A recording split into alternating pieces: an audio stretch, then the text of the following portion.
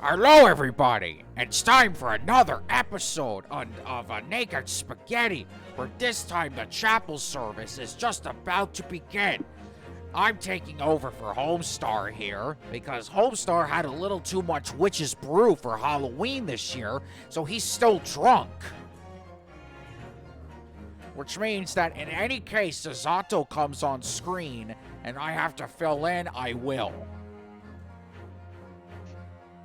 But in the meantime, we're gonna figure out exactly what's going on with this case. We have to figure out who killed an innocent person in the middle of a London street, and we're gonna find that out tonight. So, Wait, she died? no, I missed, oh crap. She's still in a coma, actually. Yeah, that's right. I keep thinking murder because anytime you're playing an Ace Attorney game, someone is always dead. So it's hard to think, oh wait, they're not really dead, they're just in a coma.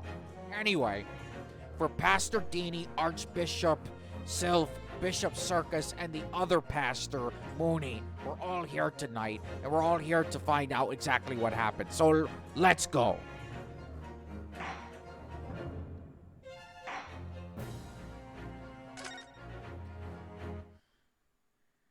And it begins.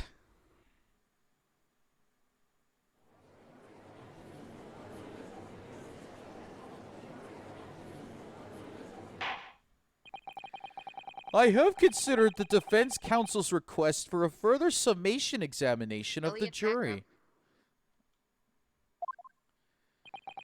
And I have determined that the court must uphold the defense's judicial right to this procedure. So, counsel, you will now provide with your second summation examination. I presume the jury is ready, Mr. Foreman? We are, my lord. Very good. In that case, I must ask each of you now to state clearly and concisely for the court the grounds on which you find the defendant guilty of this crime.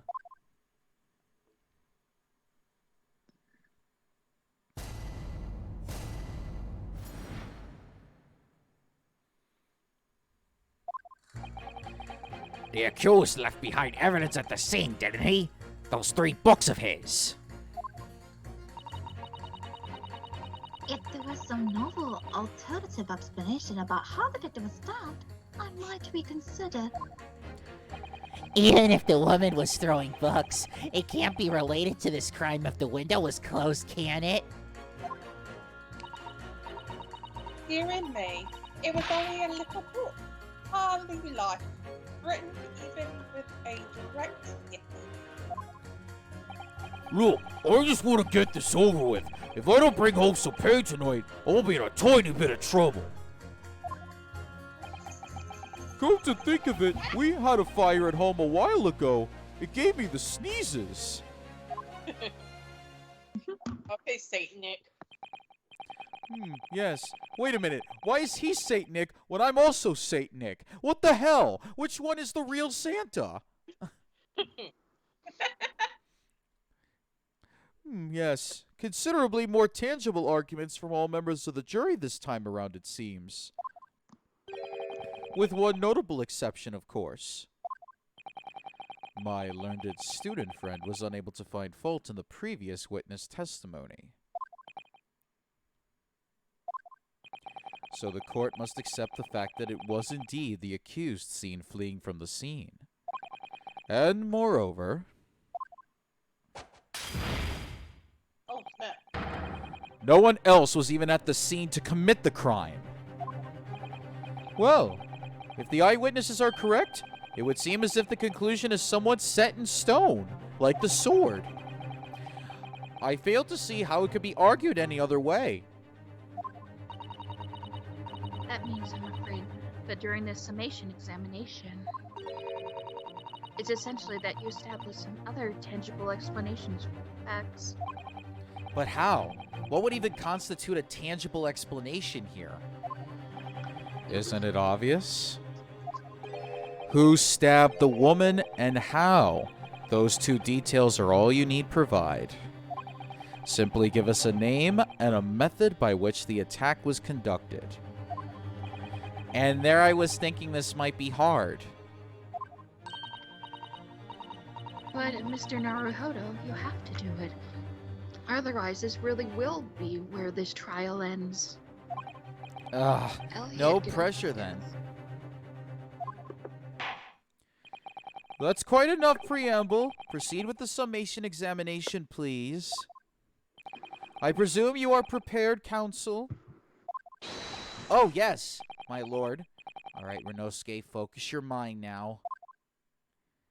Ow! Slap, slap. Clearly, the key to the summation examination is going to be juror number 4, the maid. Or should I say, Mrs. Garadeb? Archie, I'll give you for some of my tea. No, We have no, a- no, thank you. No, thank you. We have a book that disappeared from the Garadeb's house on the evening of the incident. And the 4th book found in the victim's hand. There must be a way to link the two. Yes, that's what we have to find. Using every technique I've learned in my short career so far. Whatever it takes. Don't forget to keep an eye on Mrs. Garadeb and how she reacts, even to the things other people say. Alright, time to be like the Avengers.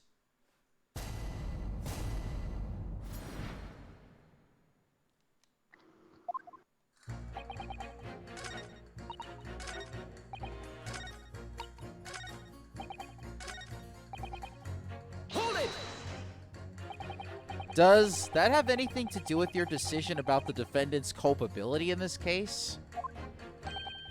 Sorry, what's that? You'll have to speak up, lad. ...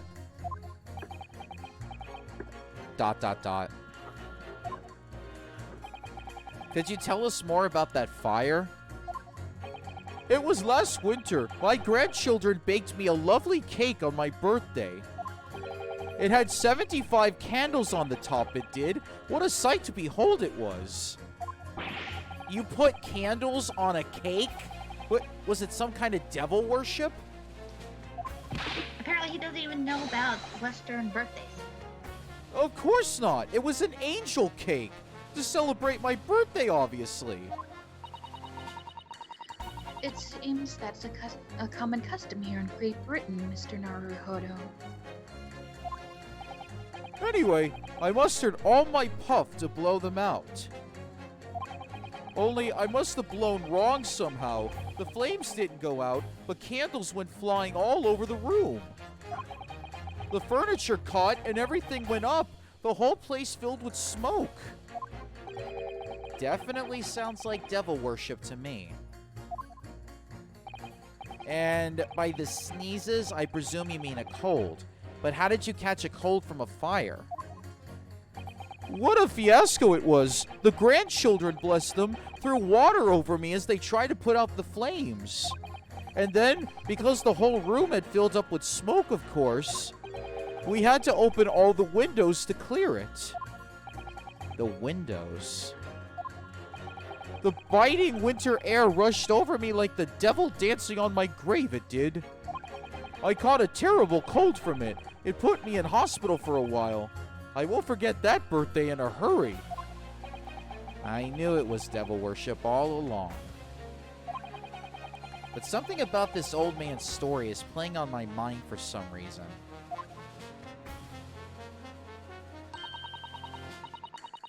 We need to demonstrate who, apart from Mr. Natsume, could have attacked a young woman on the street. As well as how he or she could have done it. Yes, but once again, the jurors' statements are full of personal prejudice. A lot of them seem convinced they're right, even in the face of logical arguments to the contrary. I think you're going to need to pit them against each other to force them to accept an alternative explanation. Yes. I don't necessarily need to find contradictions between their assertions. Just the connection might do the trick. Alright, I'll see what I can do. If anything stands out, I'll go in for a strike. Like a bowling person. That's the spirit. That's the spirit.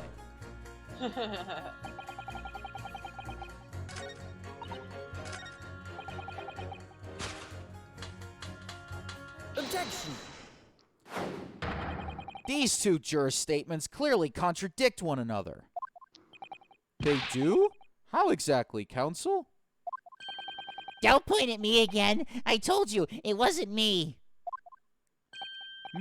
What's that you say? Speak up, lad, speak up. Juror number 3, do you see? Oh, me? See? See what, sir? Did you hear juror number 6's account of his birthday celebrations last year? It seems, despite being a Londoner, he once opened his windows in the middle of winter. Well, yes, of course, because it was an emergency. I mean, obviously, if the room was filled with smoke from a fire, then you'd be mad not to open the...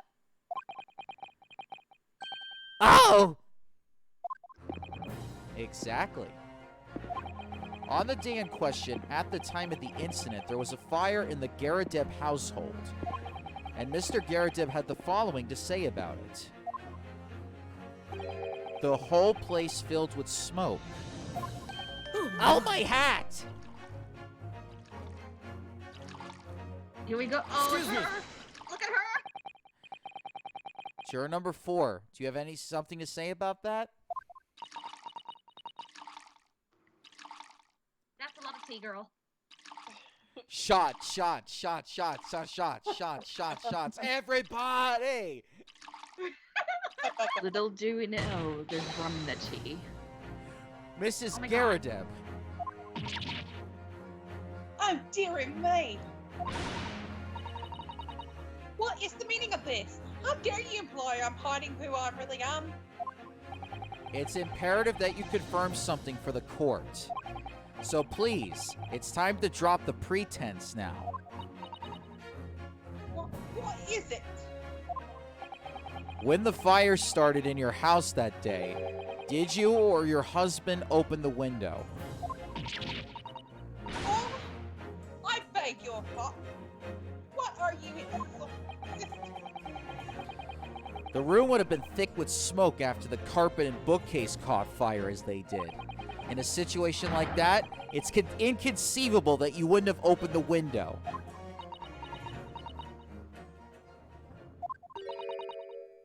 And what if we did? What? Oh, all right then. Yes, you're right. My husband was frantically trying to open the window, which I can't be easy since I continue to give him a deservedly book rating. Even though your house was on fire? Oh, you never stop sewing until the anger subsides. It would be terribly bad for the nerves to do otherwise. Of course, I should have realized. That's a significant step forward, Mr. Naruhodo. You've managed to establish that the window was open. We simply must have that added to Mrs. Garadeb's formal statements.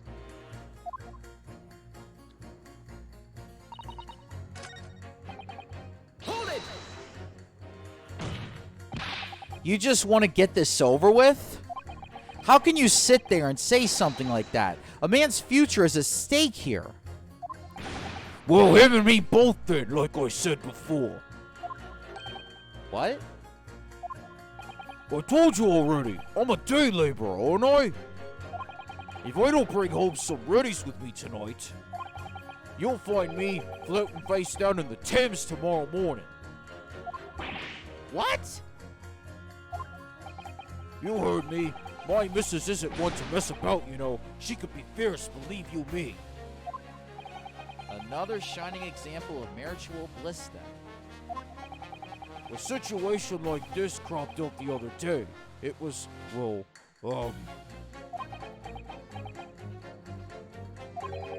do you know, it's funny, but I can't quite remember. Sorry? It was too frightening, that's the thing. I must have blocked it out. Helpful. I wonder if Mr. Beak will ever be dragged into the times by his scarf. Don't even go there, Mrs. Sato. There must be some way to jog his memory about this.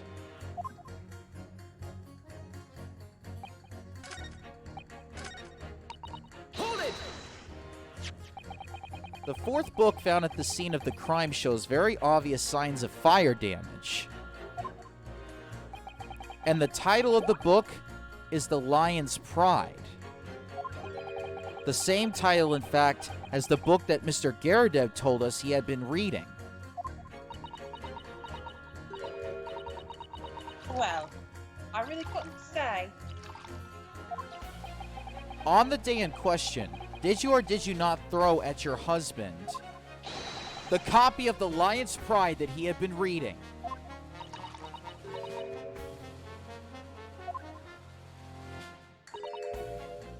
I did.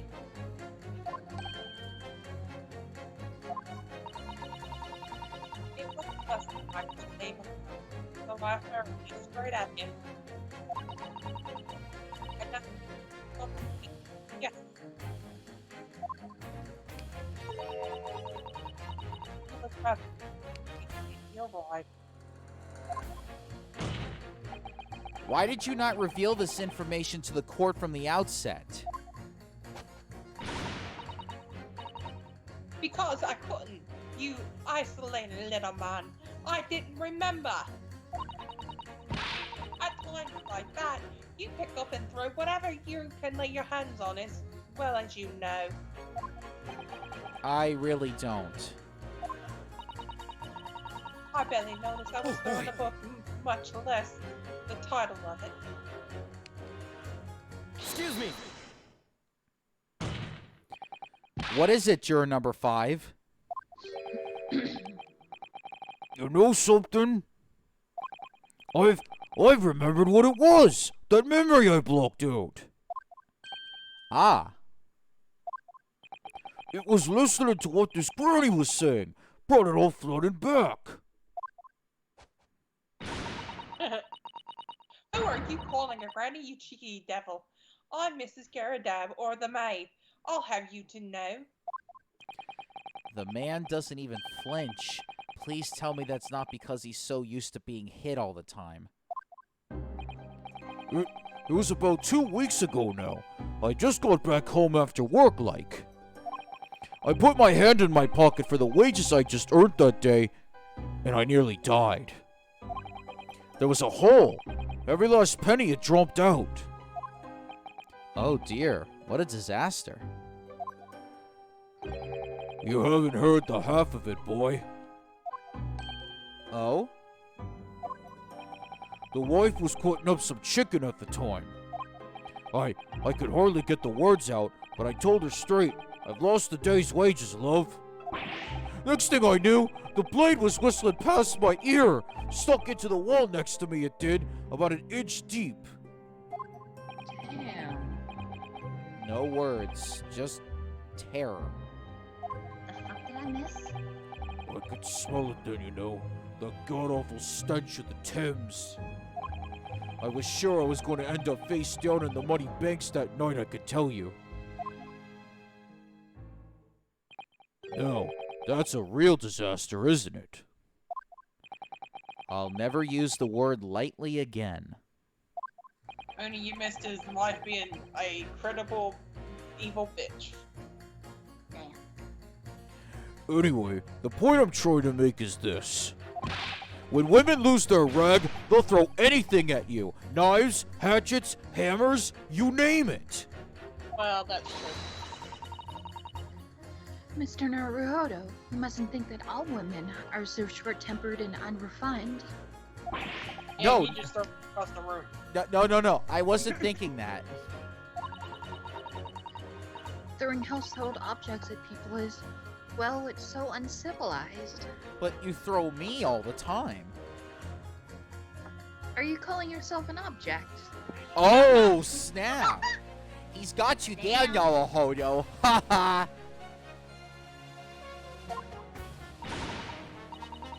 at least attack with honor, using a bow or the like. What? Attack? Who are you going to attack? Never mind. Anyway, this man's words could be rather significant, I think. Alright, we'll come back to the bow and arrow thing later, if I dare. Who knows, they might be triggering a stand user somewhere.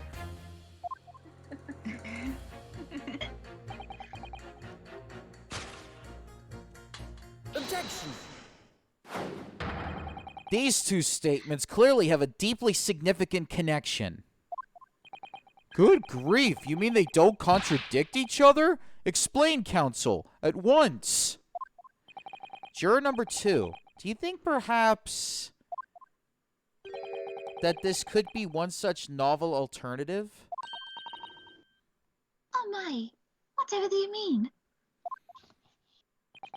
An alternative explanation as to how the victim was stabbed in the back? What are you talking about? We've demonstrated that the fourth book, The Lion's Pride, that was found at the scene of the crime, originated in Mr. Gerdeb's room on the top floor of his house. Therefore, it's equally possible that some other object besides the book could have found its way from the Gerdeb household to the street below. What's that now? After all, Mrs. Gerdeb could have thrown any number of different objects at her husband. Isn't that right, juror number 4?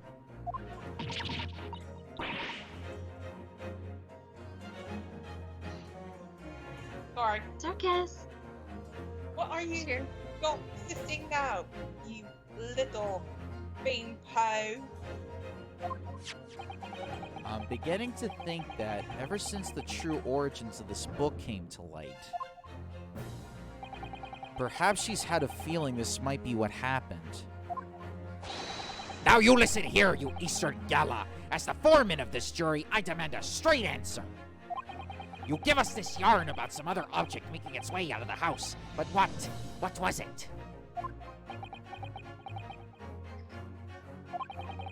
Really taking a big gamble here. That was a bold accusation to make, but I haven't any real evidence to back it up. But I'm certain that at the very least this warrants further investigation. All right, Mr. Foreman, I'll try to explain the defense's theory. The other object that found its way from the Gerdeb household to the scene of the crime was... Take that!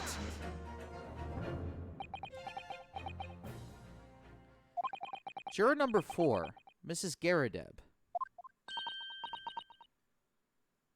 Oh, what now? I must apologize in advance for this. But I need you to confirm something else for the court. This knife. Yeah, no. Have you ever seen this knife before?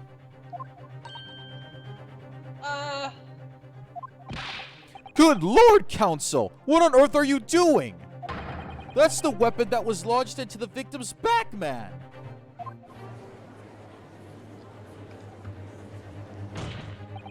My lord, remember that when the victim was attacked, Mr. and Mrs. Gerdeb were in the throes of an argument. Mrs. Gerdeb was hurling anything she could at her husband, who had been backed up against the window. A window that had been opened to clear the smoke, and through which a book sailed to land at the crime scene. You can't seriously believe that. The book was found in the victim's grasp. Are you saying that it flew out of the window and across the street to land neatly in her hand? Huh, even my missus hasn't got a name like that. Yes, I admit there are many details we don't yet understand. But that's the point. That's precisely why we must not allow this trial to end. Not right now. Oh my. Ugh! Mrs. Gerdeb, your answer, please. Have you seen this knife before or not?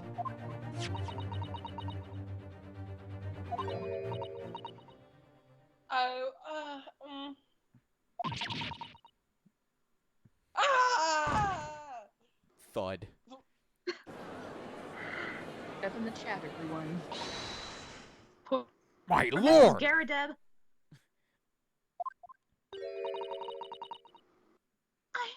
I wish to change my decision. I was just when I screamed. I'm a woman of my word, after all. Thank you, madam. Yes, I agree. I certainly didn't see this coming, but I mean, so did the lady. She didn't see the knife coming. I just don't think it would be right for this trial to come to an end now with so many unanswered questions. Mr. Foreman. I'd have to agree. Not that I think the granny didn't mind. Yes, you know what? I'm not quite happy about this at the moment either. What are you doing, honey? All together now, ladies and gents.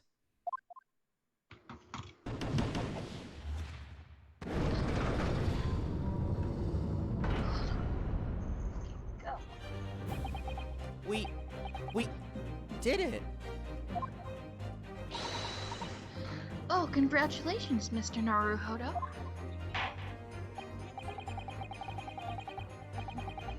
So as a result of the defense's summations examination, a number of jurors' leadings have changed. 2 jurors called guilty against 4 now calling innocent. Accordingly, the opinion of this court is divided. And this trial will continue.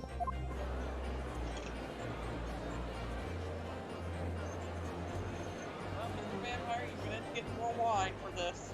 No, now I'm going to start taking off more clothes. Please don't. I'll pay you to keep doing it. Now then, Lord Van Zeeks, how does the prosecution wish to proceed? I guess with more wine. This trial is rapidly descending into a farce. Glub, glub, glub, glub, glub. Like a corked wine, the first few sips are bitter enough. But what follows is so repugnant, it's good for nothing save the gutter. If I may, Lord Van Zeeks. The defense has just put forward a credible alternative explanation for what happened. Credible? Is that your considered opinion, Mr. Foreman? The defense's argument is a joke to which I barely know how to respond, but let me start by insisting that you must all familiarize yourselves better with the relative positions of those places being discussed. What do you mean by that? What's his angle this time? It should already be more than apparent that between the crime scene and the Garadeb household runs a rather wide street, Briar Road. Which means that the distance from the Garadeb's house to the scene is some, yes, 15 yards.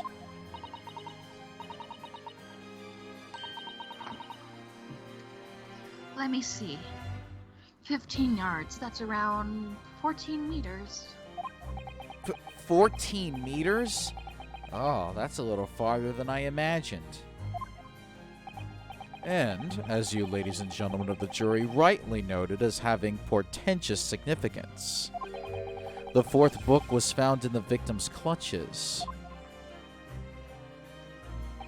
In other words, the smoldering book, wantonly hurled by the lady of the house, traveled some 15 yards to land on the opposite side of the road, neatly between the collapsed victim's fingers and thumb. Is that your final conclusion, my learned and deluded friend? And did the jackknife follow a near identical trajectory to plunge into the middle of the victim's back? This fantasy is somewhat stretching the notion of having a bad day for the victim, I think. Even those pathetic serialized detective stories have more believable plots. Ah! Ow. There's nothing I could say to that. That prosecutor loves the sound of his own voice. You're damn right. Mr. Sato. Man, serialized detective stories are pathetic, are they? How dare he? I give it. detective book, so you're gonna get your ass kicked. I give it 2 thumbs down. Fuck you! I will fight you in the street, motherfucker! I will fist fight you in the back of a Wendy's. Better yet. Somebody, How about a Cracker Barrel? Hey! Too fancy for you, I'm afraid. hey, Oh, snap, he got you there, son. hey, somebody, please animate that. Hey, make it like Mugen. Have it like a battle between Sasato and Manzeeks in that particular setting. Go. Maybe let's pick our battles here. My lord, might I be allowed to speak? As judicial assistant, you may speak for the defense, yes. Go ahead. The prosecution may consider the idea a fantasy. But what the defense has postulated was believable enough to persuade the jury to change its leaning. And as such, the court has the duty to explore this alternative explanation as thoroughly as possible.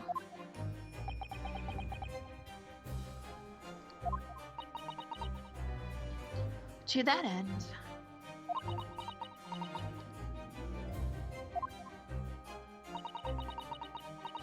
Juror number 4, Miss Joan Garadeb, must be called to testify and submit to cross-examination. Saints alive! A cross-examination of a juror?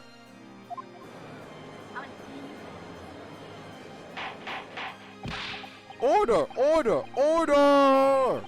Whoa. This is highly irregular. It is unprecedented for a member of the jury to be summoned to the witness stand. Objection! My leg! And unnecessary. Lord Van Zeeks? And that's the score above my eye. There are already witnesses in the stand whose testimony the defense may further cross-examine. If my learned friend's far racial theory has any truth in it, then both a burning book and a jackknife must have flown through the sky before this couple's eyes. And we must assume they would be able to testify accordingly. What say you, witnesses?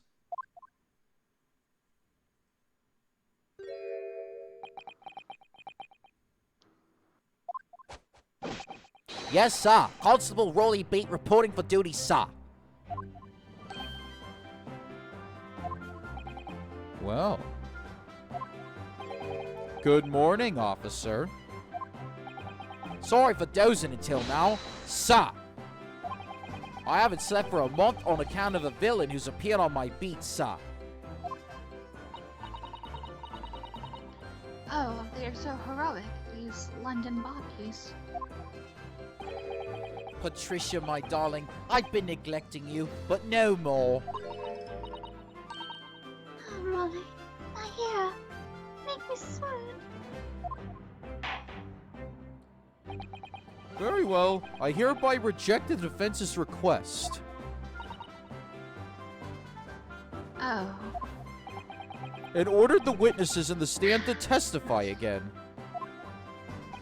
State forthwith before the court any details pertaining to the defense's alternative explanation of events. Yes, sir.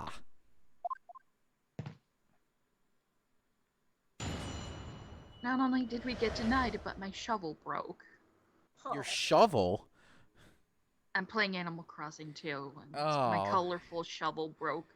It's like, That's goddamn unfortunate. shovel. Bad luck. I thought Halloween was supposed to be over.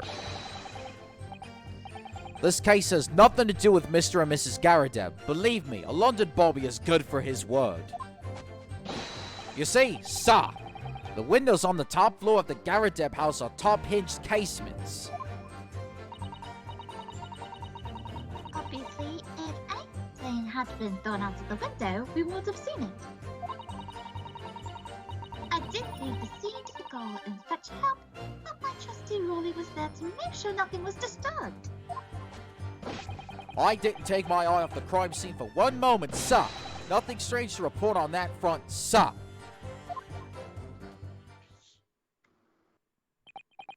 Well, this is quite startling. Top-hinged casement windows. That detail was not in the police report, Constable. Oh, yes, sorry about that. I must have been a little drowsy.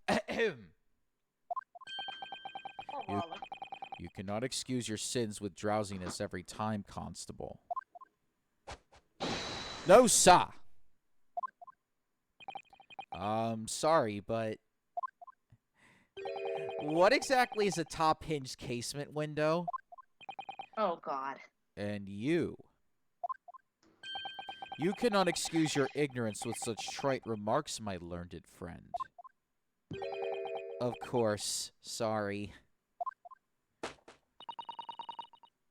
I found it, Mr. Naruhodo. Cast your mind back to the windows in Mr. and Mrs. Garadeb's room. Alright, I'll try.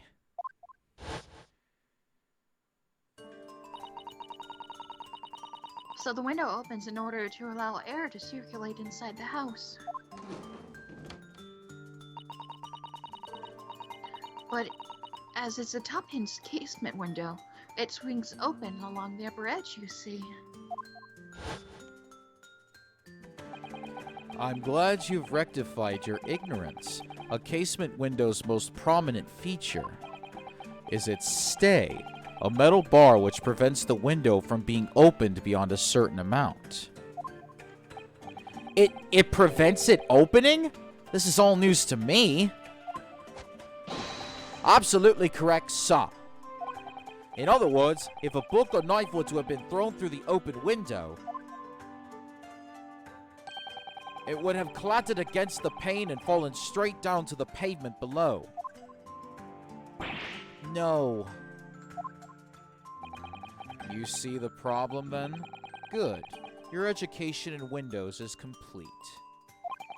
There was never any possibility of either the book or the knife traveling 15 yards over the road. That is, unless the window pane had been shattered, something we've discounted already. That can't be! Ow. Did you see that, Rolly? The young Japanese man just collapsed in agony. Oh, yes, my darling. I saw it. I saw how he crumbled before me. Oh, Rolly, you're so strong. How is this happening? I haven't even started the cross-examination yet, and already my argument's been destroyed. Game over. Counsel, if you could drag yourself upright again, the court awaits your cross-examination. My lord. Oh, good. Another desperate situation.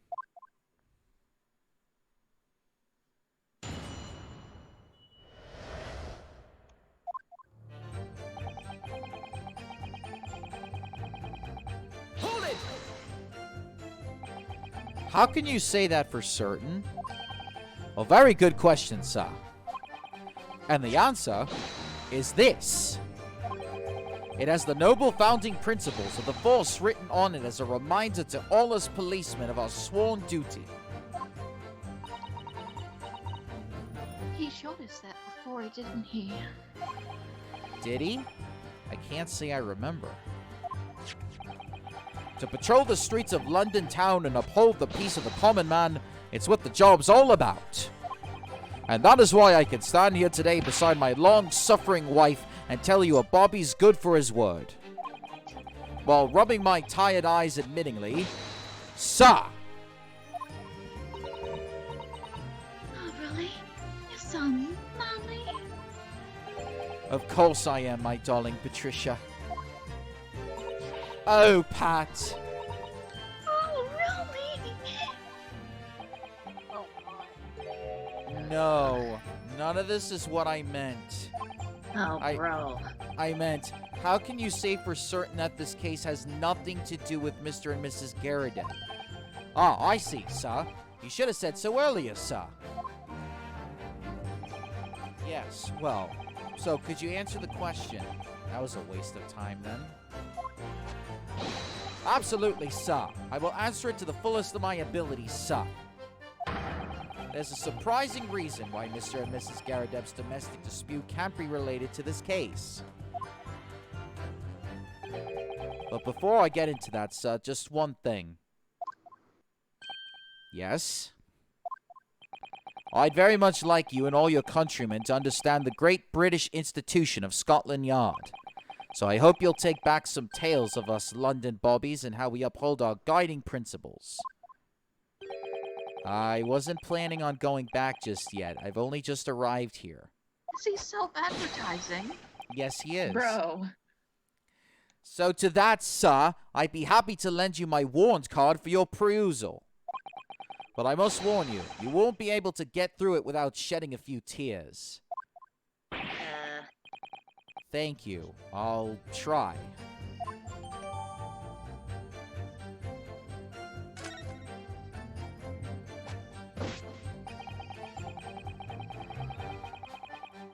Hold it! By which you mean they don't open fully. Is that correct? Yes, sir. They're just there to allow a bit of air through the house, you see. So they've restricted as to how much they open. And therefore, anything thrown out of the window from inside the room would simply strike the pane and fall to the street directly below. For clarity, allow me to mark the map. Here is the location where objects would have fallen. Yes, directly opposite the scene of the crime on the other side of the rather wide road. Would it have been so hard for somebody to mention this top hinge casement thing before? Well, I have another question for you, Constable. And what would that be, sir? How do you even know? Why would you have any idea what sort of windows Mr. and Mrs. Garradeb's house is furnished with? Ah, well, sir, that's very simple. You see, I helped with the investigation yesterday. Excuse me! Do you have something to add, Mrs. Beat? Sorry? You look, well, delighted. Is there some particular reason for that? I was just remembering. That's all. We really were so lucky. Lucky? What do you mean? Well, of course, I felt terrible for the poor woman who was attacked. Don't misunderstand me, please. But we were just so lucky it didn't happen on Rolly's beat. It was so close, you see. Oh, I hadn't realized. Oh yes, that street, Briar Road, that's the boundary between Rolly's beat and the next one. Isn't that right, my love?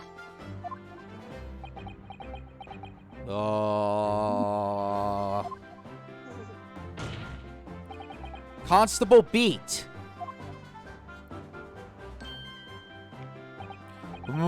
Oh, yes, that's right.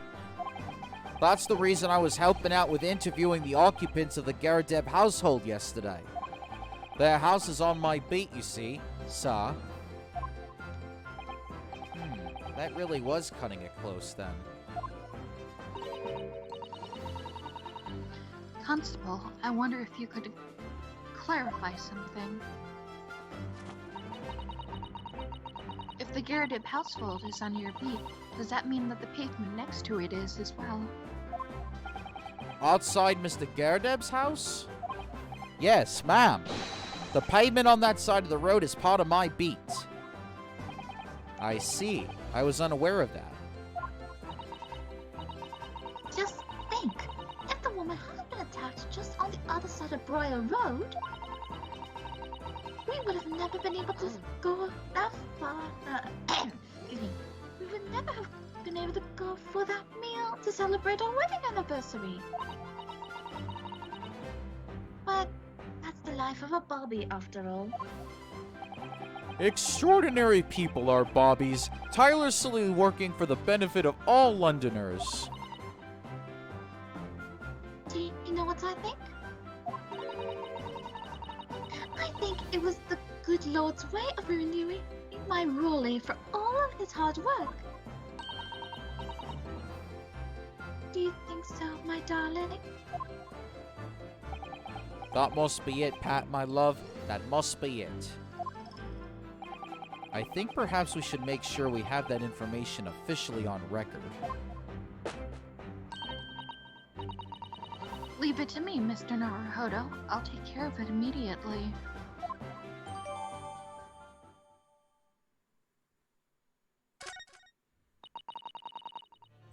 And now it's my turn, I think.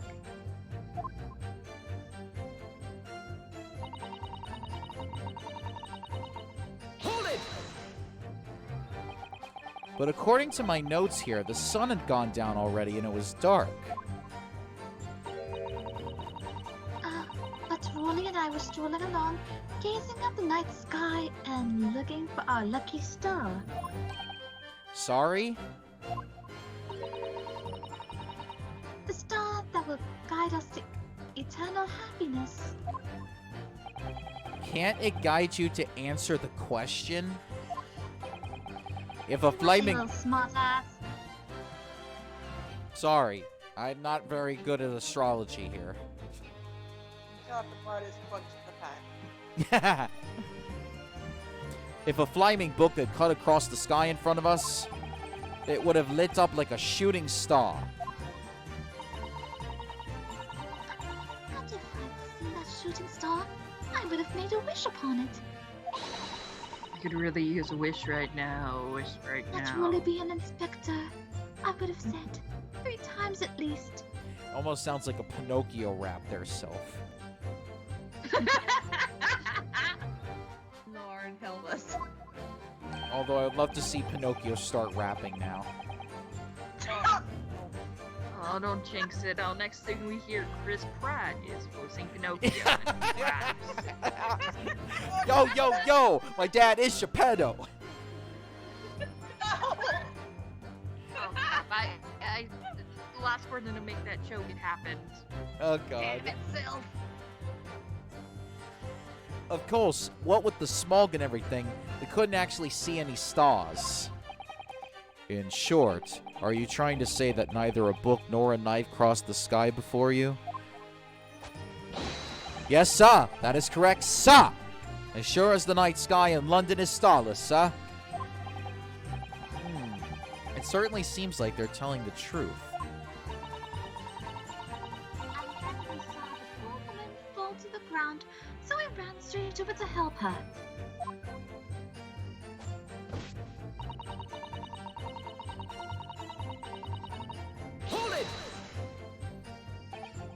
Yes, you said that you went to a nearby police box to fetch another officer. Is that right? That's right, yes.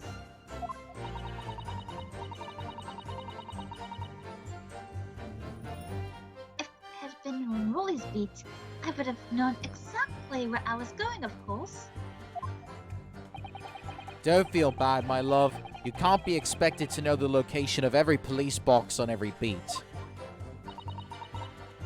Don't really tell me the way. All have got a little lost on the way. Patricia, my darling, that's why I love you. Your terrible sense of direction is bewitching to me. Oh my god. Oh, Pat. Oh, Rolly. Kill They me. took it out. I do. Oh, please. Suppose I was gone for about 15 minutes. But, like I said, my Rolly was up asleep the whole time, making sure nothing was disturbed. I was off duty at the time, of course, but a true Bobby is never really off duty, sir.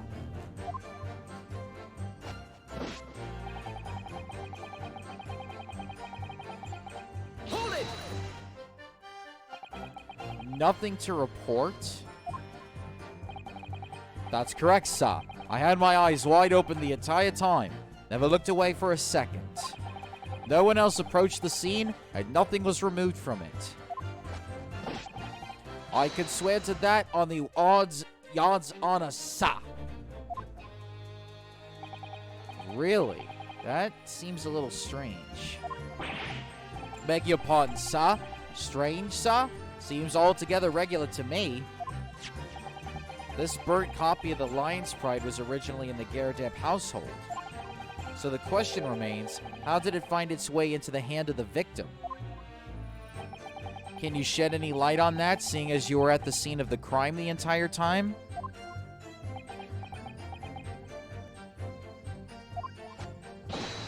Aha! Could it be a different copy, sir? One that just happened to be burnt as well? Even if that were possible, why would the victim have been gripping on a book like that in her hand? As we could see from this photographic print, she had a bag over her shoulder.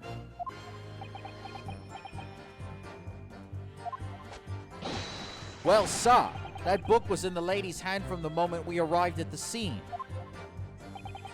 Is that so? There's something about this statement that's not sitting right with me.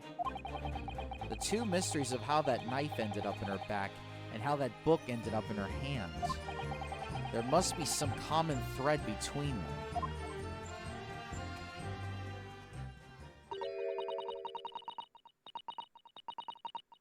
Can I ask you something? Please, Mr. Lawyer, sir. Oh, yes, of course. What is it? You're doubting us, aren't you? I can tell. What? I wasn't really... I mean, what's she doing? God damn it, manipulating the tricks. Please, just because I'm a woman, it doesn't make my testimony any less valuable. What the hell? If I just see me as the wife of a policeman, but I'm a woman of my word, I am. I really don't remember ever suggesting that I doubted you. No excuses. I don't want to hear it. My voice will be heard! Oh, Lord. You'll let me speak, won't you? Yes, Mrs. Beat, I will allow you to supplement your testimony if you so desire. Sometimes the path of least resistance is the sage one. That was a very loud mutter. I heard that! Oh, That Japanese man thinks a policeman's wife's word comes from nothing, does he? Well, watch out, sir. I might let you get away with something like that, but my Rolly won't. Duly noted, Mrs. Beat. Please, I humbly ask you to continue. What could she possibly be about to say, I wonder?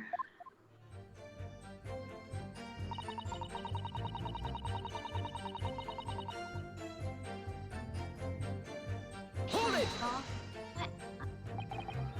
Mrs. Beat, nobody is questioning what you told us. I did. That evening, I saw it clearly. That little Eastern man with the whiskers and the funny curved back slinking away from the scene. Ha. And I know what I didn't see as well. I didn't see any flaming books or knives flying through the sky. All very clear. You also mentioned something about having a poor sense of direction. Oh, yes, well, that's a little embarrassing actually.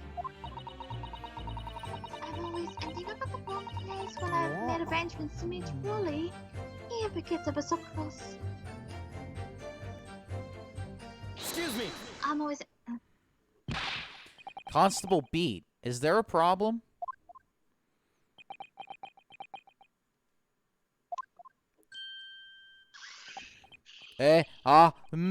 No, sir. No problem, sir. Did your wife's remark just now bring something to mind, perhaps? Oh, well, in a way, sir. Yes, sir. I was just remembering that the same thing happened that evening is all. You mean Mrs. Beat lost her way on the night of the incident? Well, you see, I sent her off to find a police box in the next beat over from mine. But she was gone a fair bit longer than what I was expecting. I thought she'd be back inside 10 minutes, but my darling was gone a good 15. Oh, Rolly, you're such a tease. Okay, enough of the shit. But the reason it's gone for so long was because Blow my brains out right now. okay, silly. The bouquet? Sorry, what bouquet are you talking about? Oh, it was a present for our wedding anniversary. Rolly's so romantic. He saved up for it with farthings and halfpennies he found in the gutter while doing his rounds. Yes, how romantic. Oh boy, gutter pennies. I'd forgotten all about it just until now. How do, my darling? Ah! Oh, yes. But that was just between us. No talking about it to anyone else, darling. You have to promise. Really? Oh, Too late for that, pal. What was that all Yeah. about? Constable Beat looked very obviously troubled during that exchange.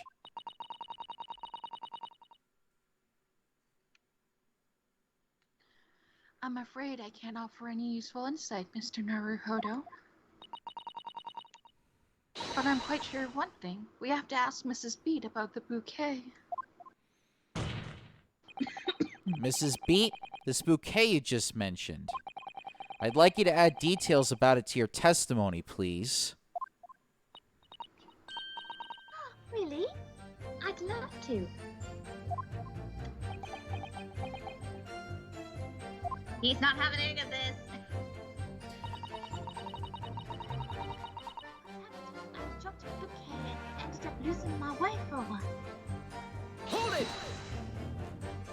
Oh. You mean you dropped the bouquet at the scene of the crime? Hi, can I help you? Yes, that's right. Oh, I was so upset. When we ran over and saw it was a woman with a knife in her back. I was so shocked I dropped the bouquet Rolly gave me. It was in a dark spot where the street lights weren't casting any light, so I didn't notice it first. And then you went to the police box to report it to the policeman whose beat it was on?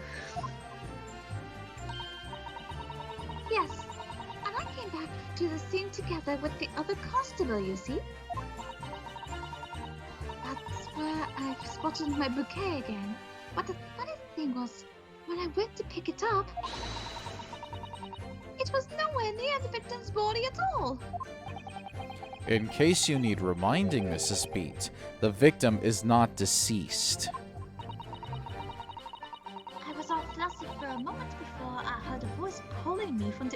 of the road. Your husband, presumably?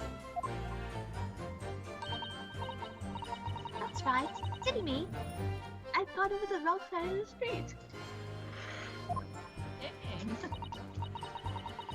Although I'm going to blame the bouquet this time, I can't think how it got there. I really can't. So the bouquet somehow moved from one side of Briar Road to the opposite. Curious indeed. Isn't it? But the worst part, but the worst of it is, I forgot to pick the bouquet up again when we left the scene. That beautiful rose Rolly bought me. But that change from the gutter he spent so long collecting. He's not having this shit again. By bouquet, do you perhaps mean this sorry, solitary rose? Oh, you butthole. No, right? At least I give my husband and my wife actual bouquets, okay? Hey, buddy, you can actually afford it. He doesn't get paid much. That's no excuse. That's no excuse. All the gutter pennies that you could have saved, like, by doing 20 miles, you could afford of a bouquet. I'm sorry, I'm an aristocrat. I don't care about the poor. He really bought me for our anniversary. With all the bits of change he found in the gutter. Maybe just call it a rose. Tell us, Lord Van Zeeks, where did you come by the flower? According to the report by the police officer in charge of the crime scene investigation, it was found on the edge of the pavement in front of the Garadeb household. In front of the Garadeb's house? Although it wasn't noticed until the morning as it lay where the street lamps cast no light. It was believed to be of no relevance to the case, since it was found on the opposite side of the thoroughfare. Thank you, sir. Thank you. Could I have a bag now, please? No, I think for good measure this rose should be added to the court record as evidence. Ooh. Ah.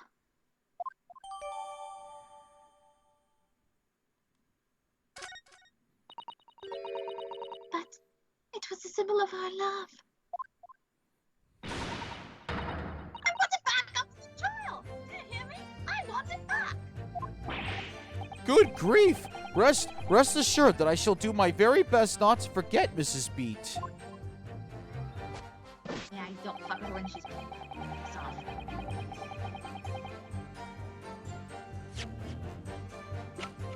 Objection!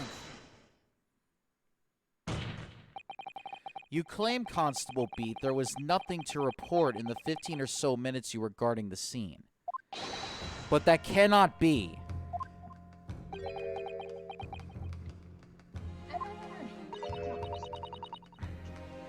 What do you mean to say? In your testimony just now, Mrs. Beat, you explained to the court that when you arrived back at the scene of the crime with the policeman assigned to that beat, the bouquet you had dropped at the victim's side was no longer anywhere nearby. Objection! Yes, on the opposite side of Briar Road to where the victim was attacked. But considering the size of that meager bouquet, if a single sorry bloom could be so described, no doubt it was blown in the wind across the street, back into the gutter where it belongs.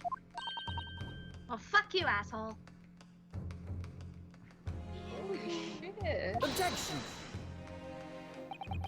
But if that were the case, why did Constable Beat not testify to the fact?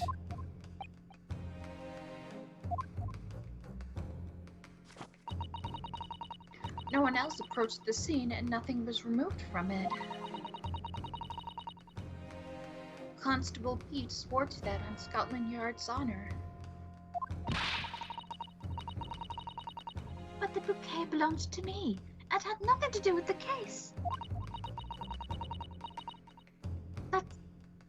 I really didn't miss it, I sure. No, because sadly, it's not only your bouquet we're talking about here. More than one thing in this case is mysteriously the wrong way around. What are you talking about? Think about it. Besides Mrs. Beat's bouquet, there's Mr. Garadev's book. Mr. Garadev's copy of The Lion's Pride, which was thrown out of the window by his wife, would have struck the pane of the casement window and landed here on the west side of the street. And yet, it was actually found here on the opposite side of the road in the victim's hand. Meanwhile, according to the testimony we've heard, Mrs. Beat's bouquet should have been dropped here at the scene of the crime on the east side of the street. But in fact, it was actually found here on the opposite side of the road in front of Mr. and Mrs. Garadeb's house. There's no logical explanation for those things. Unless somebody deliberately moved them.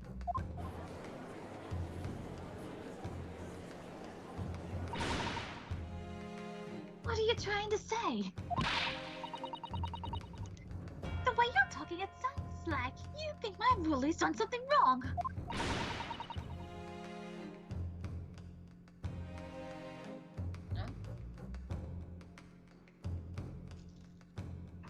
Circus? Sorry. Hold on. Trying to get the screen up. Don't you listen to a word that scoundrel lawyer says. Withering her on about books and bouquets. Why should we care? It's nitpicking, that's what it is. Oh, good. Mrs. Garadeb's come round. She's back from round 2. You might call it nitpicking, Mrs. Garadeb. But deliberately meddling with the scene of a crime is a criminal offense. It's called, Tampering. Tampering, Mr. Naruhodo. The word you're looking for is tampering. But the person responsible for this tampering cannot admit to it. For a very subtle but compelling reason. Objection! Tampering? You've barely heard the term before. Tell us, my learned friend, who would possibly have had cause to carry out such an elaborate deception? Yes, there is someone who tampered with the scene of the crime that evening. All the evidence and all the testimony points to that one particular person. Counsel, I must demand that you substantiate this conjecture. Who are you saying is responsible for tampering with the scene of the crime? Take that! Obviously, there's only one person it could have been. Constable Rolly Beat, it was you! What? A policeman? A member of Scotland Yard? What nonsense! Why would my ruler do something like that? There's no one straighter than my husband. Nobody working more tirelessly for the people of London. Mrs. Beat, you said in your testimony that your husband asked you to go to a nearby police box to fetch the officer on duty. The 15 minutes that you were absent from the scene is the only opportunity anyone had to tamper with it. You're making it up! It's all nonsense! It's all lies! What about that Japanese man and the whiskers? I bet it was him! Objection! I'm gonna kill him. If that was true, Constable Beat would have seen him do it.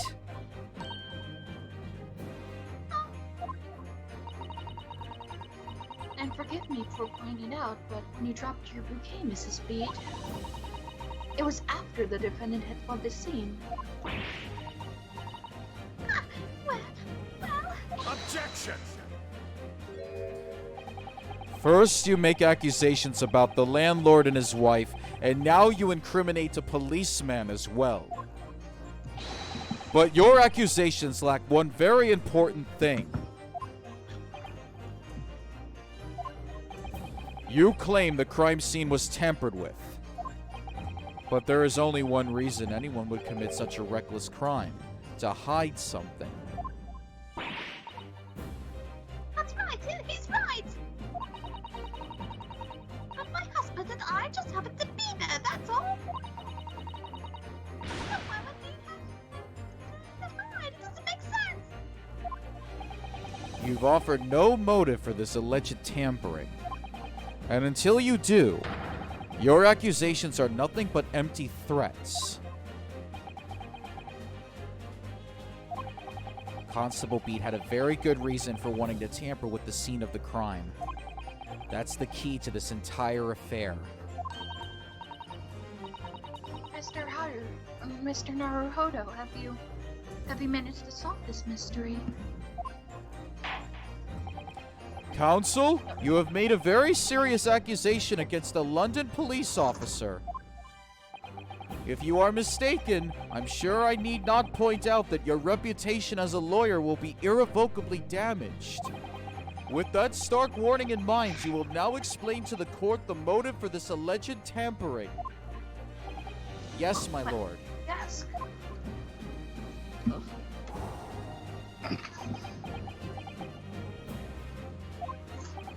Constable Beat's motive for tampering with the crime scene was to hide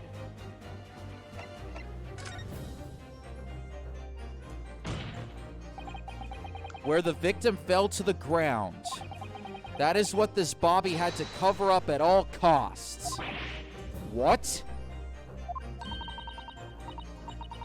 Where the victim fell? You mean where she was attacked? What are you talking about? We told you at the very start, didn't we? On the pavement at Briar Road. We saw it happen, remember? It was right here, as if anyone didn't already know. That's certainly what everybody has been led to believe. But in fact, that isn't where the victim was stabbed at all.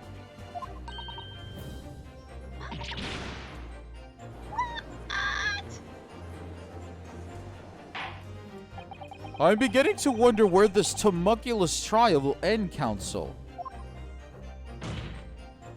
If that's your assertion, then the court is dying to know, my Nipponi's friend.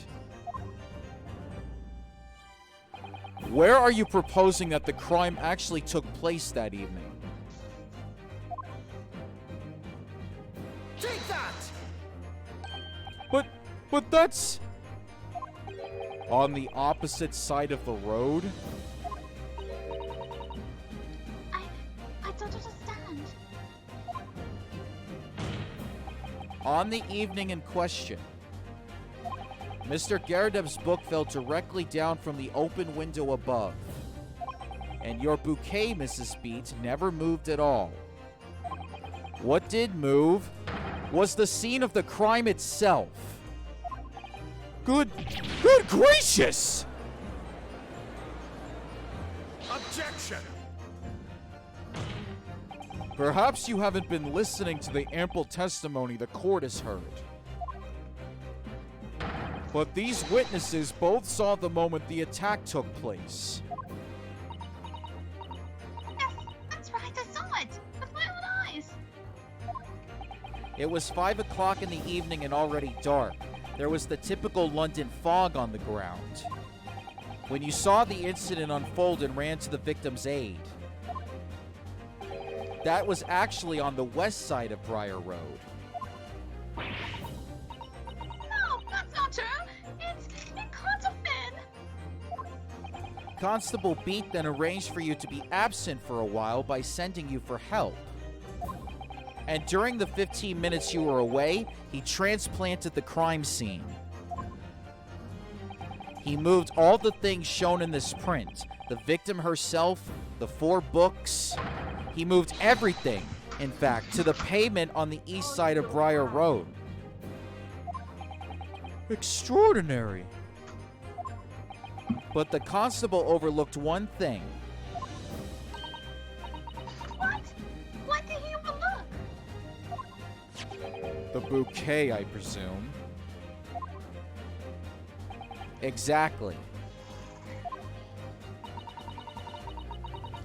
The prosecution told the court just a few minutes ago about the discovery of the rose bouquet. Lord Van Zeke said it wasn't noticed until the morning as it lay where the street lamps cast their light. Yes, it couldn't be seen in the dark, obviously. Which is why it was only the bouquet that was found in its original position on the pavement on the west side of Briar Road.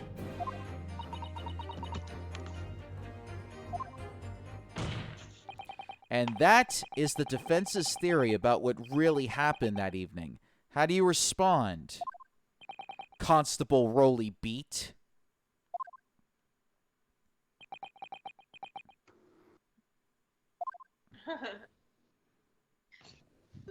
What? Well, I'm very sorry. I didn't mean to nod off again, but I haven't slept properly in a month. Did I miss Hey, anything? sorry to interrupt, but did you forget to fix Nightbot? What do you mean fix Nightbot? Oh. Change the settings, because one person got timed out for emotes. Yeah. Oh, Pastor Bad. Oh, You were supposed to fix the setting with emotes and caps. I don't remember that. I'll be right back. I'm just in the bathroom. Alright. Me too. I'll be back. Yes, Pastor Bad, we're in chapel service.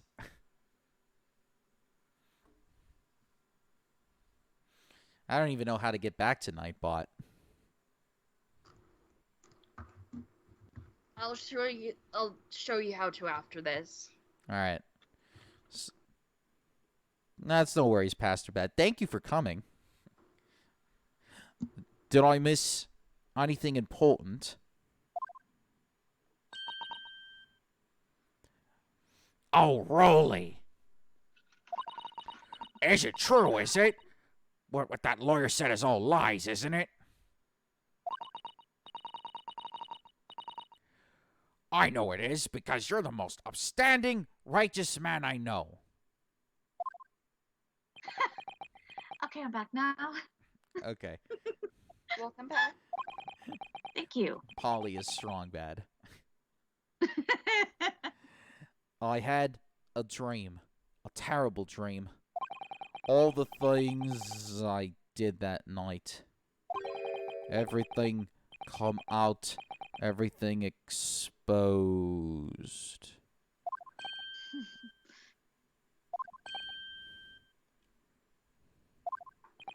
Only, it seems...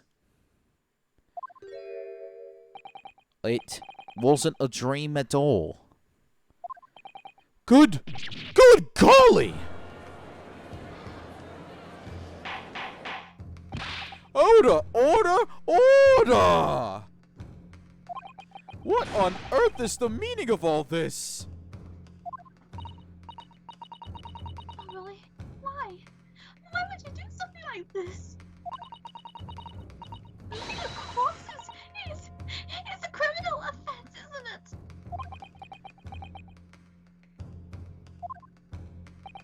Wishing the victim dead should be one too. Damn. Constable, explain yourself. Why would you do this? As a respected member of Scotland Yard, your duty is to protect the good people of London Town. I can't say, sir. What? I really am ever so sorry about all this. For damaging the yard's reputation, for everything.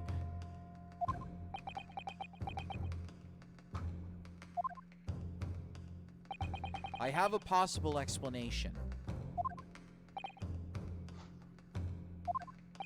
for why, on that particular evening, Constable Beat felt compelled to move the scene of the crime.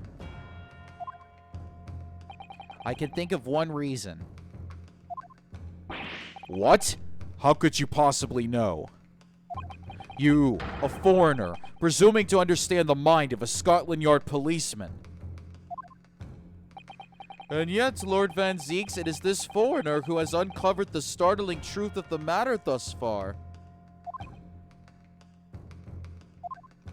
I believe it would be beneficial to the court to hear this extraordinary young lawyer's theory. Counsel for the defense, if you please. Yes, my lord. Now then, I think you had better show us some evidence. At once, my lord. England, Japan. It makes no difference where you come from. Human emotions are the same.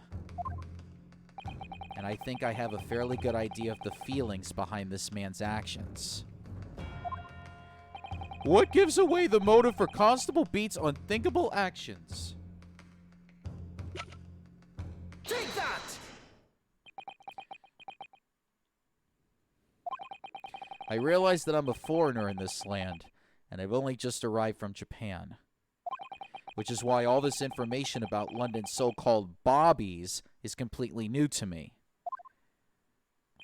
I've learned that, though honorable, patrolling the beat is the most demanding work in the world, for example. Keeping the peace, looking after the citizens on his beat in all kinds of ways. There's no doubt that the young Bobby is charged with a great deal to do each day, certainly. But for Constable Beat, the day in question was special. Special? How? On account of this bouquet, my lord. Oh, yes! It was our very first wedding anniversary. Constable Beat had worked so hard to be able to afford this simple gift for his wife, and was so looking forward to taking her out for a celebratory meal. When he and Mrs. Beat stumbled upon a crime along Briar Road. When he saw that shadowy figure through the fog collapse on the pavement ahead of them, what must have gone through the man's mind? But sir, just on that one particular day, I was looking forward to celebrating my wedding anniversary. Mrs. Beat puts up with a lot being married to a Bobby like me. I wanted to show my dear wife how much I care.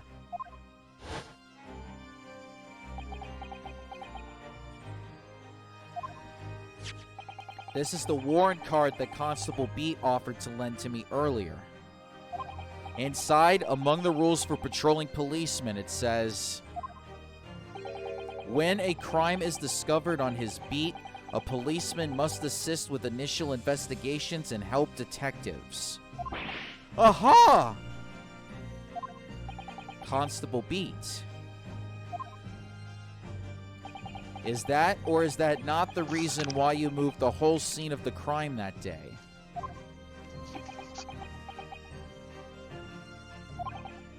Yes. Everything you said, it's all right. So that's it. It was all to do with the boundary of your beat. Oh, Exactly. To summarize,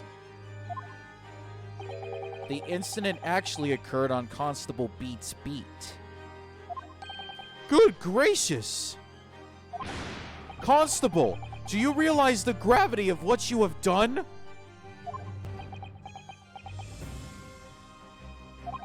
It was the first time since I became a copper that I'd ever cursed God.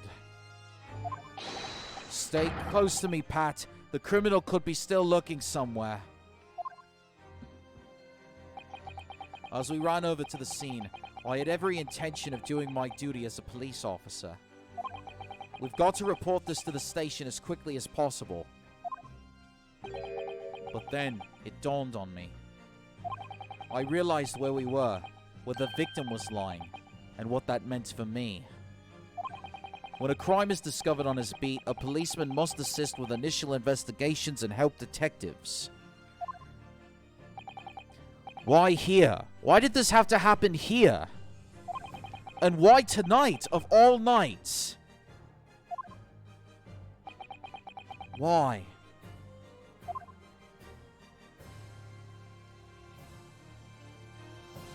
It's a copper's job to guard the scene of the crime, so I told Pat she'd have to go to the nearest police box and fetch whoever was on duty there. It was then when I opened my mouth to speak. It just came out. I couldn't believe the words that were coming out of my own mouth. This is the next beat to mine, Pat. So you'll have to go to the police box that covers it. Turn right along Mirschkolm Street, and then...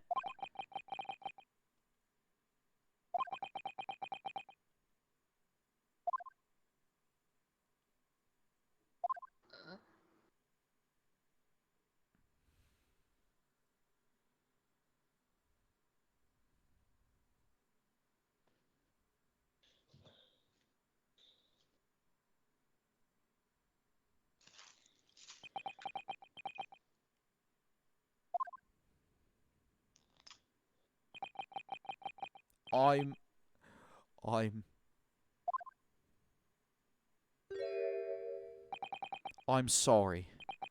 I'm so sorry. Oh, Constable. I just wanted... just that one night to take my Patricia out for dinner. Really? Just that one night.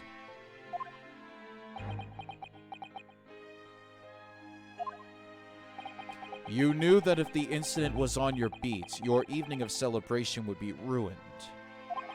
And so you decided to move the entire crime scene outside your jurisdiction. Just across the street to the east pavement of Briar Road, which falls under the neighboring beat's care. You see, I thought... well, I was sure the victim was dead, you see. I beg your pardon? Of course he did. Otherwise, I really would never have left the poor woman on the freezing cold pavement. Ah, I see your meaning now.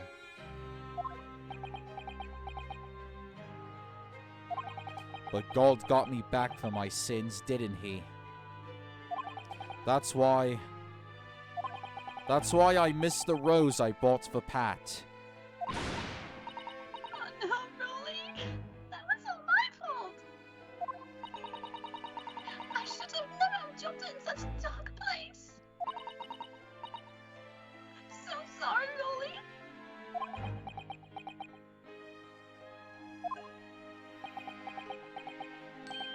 And can you tell us, Constable,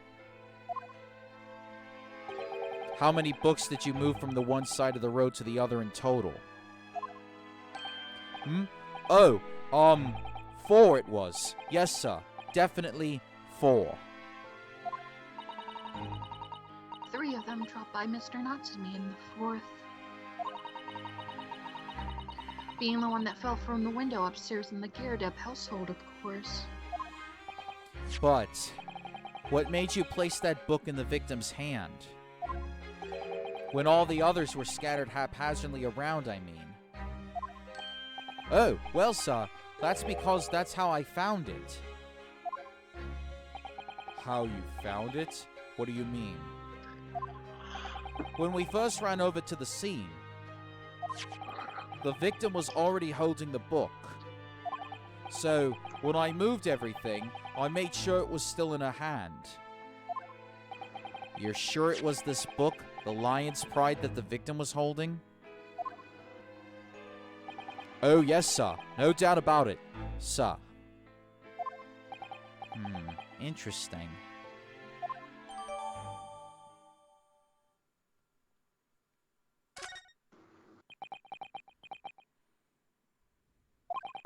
I thought it was an open and shut case at the time, you see. There were only the two people at the scene, and Pat and me both saw it happen. However, which way you looked at it, it had to be the fellow who ran off who done it, I thought. I couldn't see the harm, really. I didn't think moving it all over the road would make a jot of difference. I suppose this is it for me now. I've had it.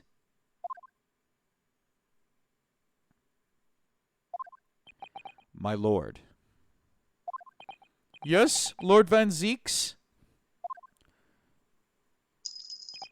I believe that concludes the cross-examination of the witnesses.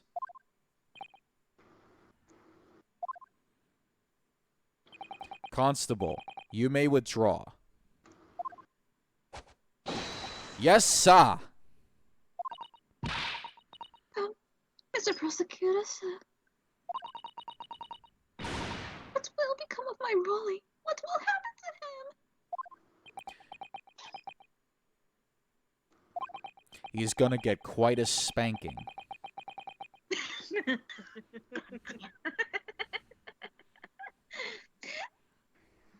You see, Mrs. Beat, he's been a bad boy.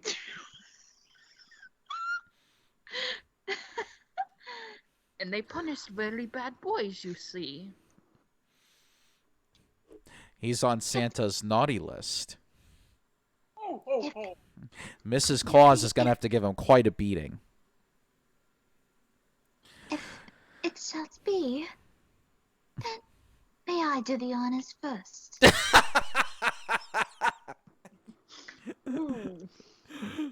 For now, you are free to go home. The police will contact you in due course.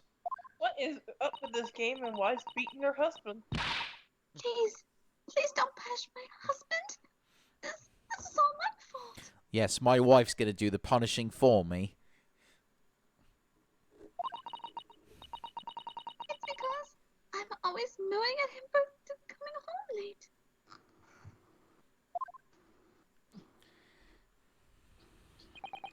Leave it now, Pat. Let's go home. I'm tired. All right then, my love. I have a feeling he's gonna get some rest soon. For a certain amount of time. I invented BDSM. One last thing, Constable. Sir, let this be a lesson to you. In a criminal investigation, every detail matters, however insignificant it may seem to you. Yes, sir. Carve that lesson in your mind. And never again make the mistake of tampering with the scene of a crime. Ah, never again, sir? You mean to say... Leave now. This trial is not yet over. Sir!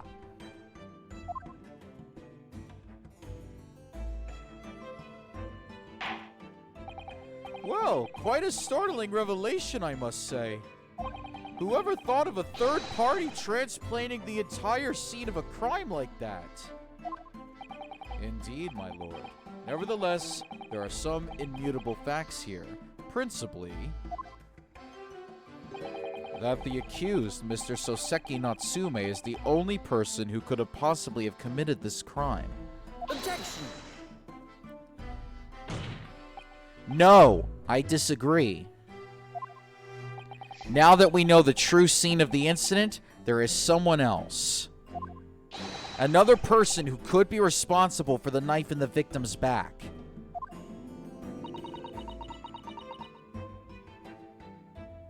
Oh, sorry.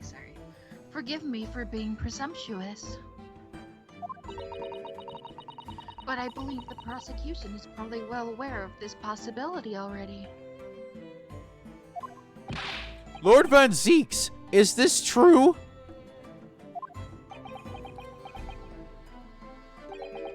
Very well. Name the person if you will, and if further investigation is warranted, the prosecution has no objection to the trial continuing. You will name this other person who could have perpetuated the crime. Take that!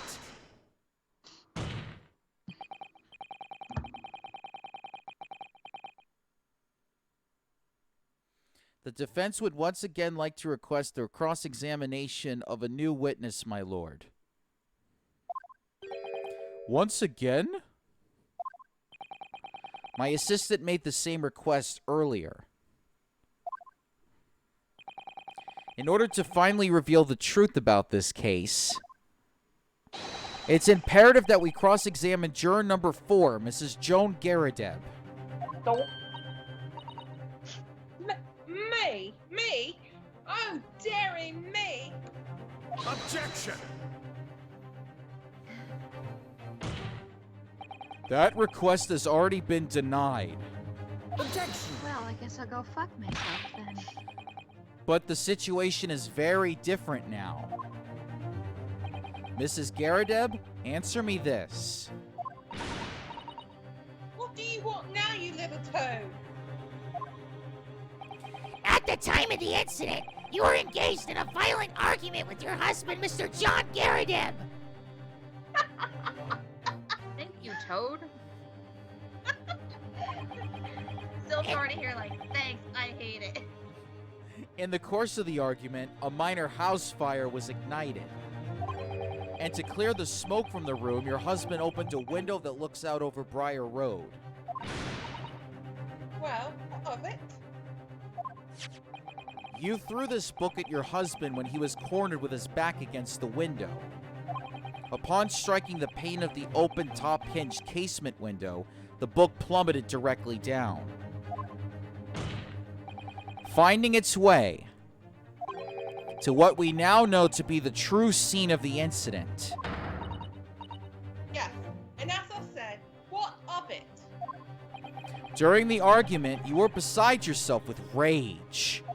As such, you threw not just books, but anything you could lay your hands on.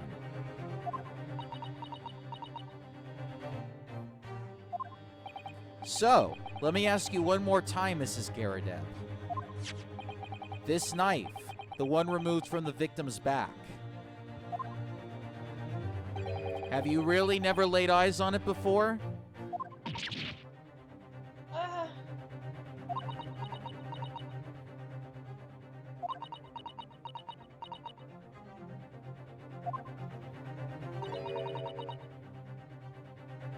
I don't pull it. Seriously? Am I supposed to remember everything I picked up and threw at my husband? And anyway, the man over there is in all Chronicles said members of the jury need to testify, didn't he? Conveniently, yes. Objection! No, I have no recollection of saying that at all, juror number 4. Oh! Make no mistake, you jurors are not special in any way. You are not immune to the judicial process. If you know something about this knife, madam, let the truth come out. But it's just a common or garden knife. It could not have come from anywhere. We have several like that at home. If one went missing, how would you expect me to know? What's that? Are you joking? What are you saying, please, Mrs. Garadeb?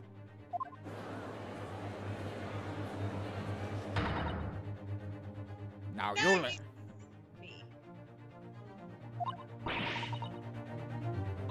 I refuse to believe all this nonsense. I couldn't bear the thought of injuring someone. Do you hear? I couldn't bear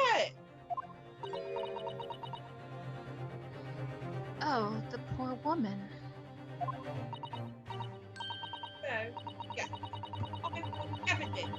I want to see hard evidence if you're going to insist on this being my fault. Have to prove that I threw that knife. If that's now, oh, do your worst. Well, Damn, she's ready to murder somebody now. Well, Mr. Naruhodo? if I had evidence like that, believe me, I would have thrown it at her already. Then take the stand, juror. Oh god, now he's egging her on. The prosecution does not object to the defense's request to cross-examine this woman. Thank you, Lord Van Zeeks.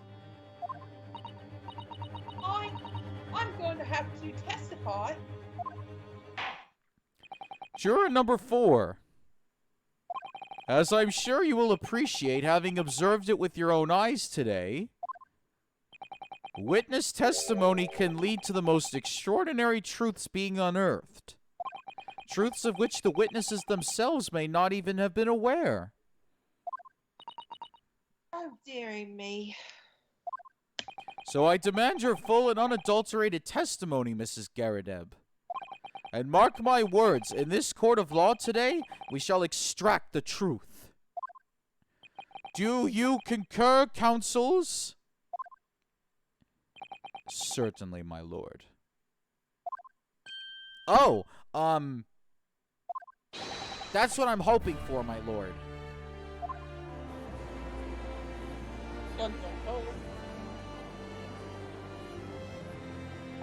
This is such a strange feeling.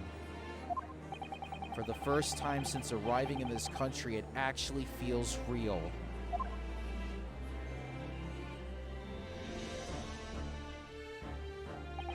I'm here in the Old Bailey, and I'm a lawyer.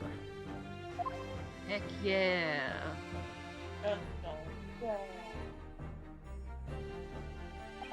Witness, state your name and occupation. Yes, my name is Joan. And I'm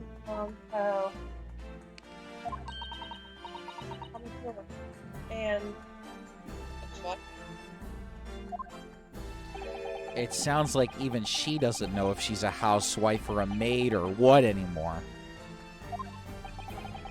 The court has decided your testimony is required in order to clarify matters in this case. Do you understand, madam? Yes, my lord. You will tell the court everything that took place in your household on the evening in question. And I warn you, do not attempt to hide the truth. Oh, dearie me. Chin up, Joni. Nothing to worry about now. Watch I'll scud you with my tea again. Bring it on, woman. I've got balls of steel.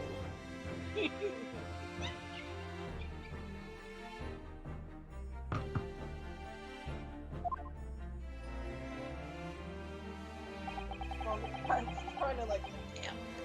Wasn't only you in the room that day, old thing, was it? Rather think I ought to testify as well, don't you? But what about your knee, dear? Don't you worry about that. Hardly notice it. I'm not the sort of chap to leave a comrade to face disciplinary action alone. You look through this way. Oh, John. I presume you are Mr. John Geradew?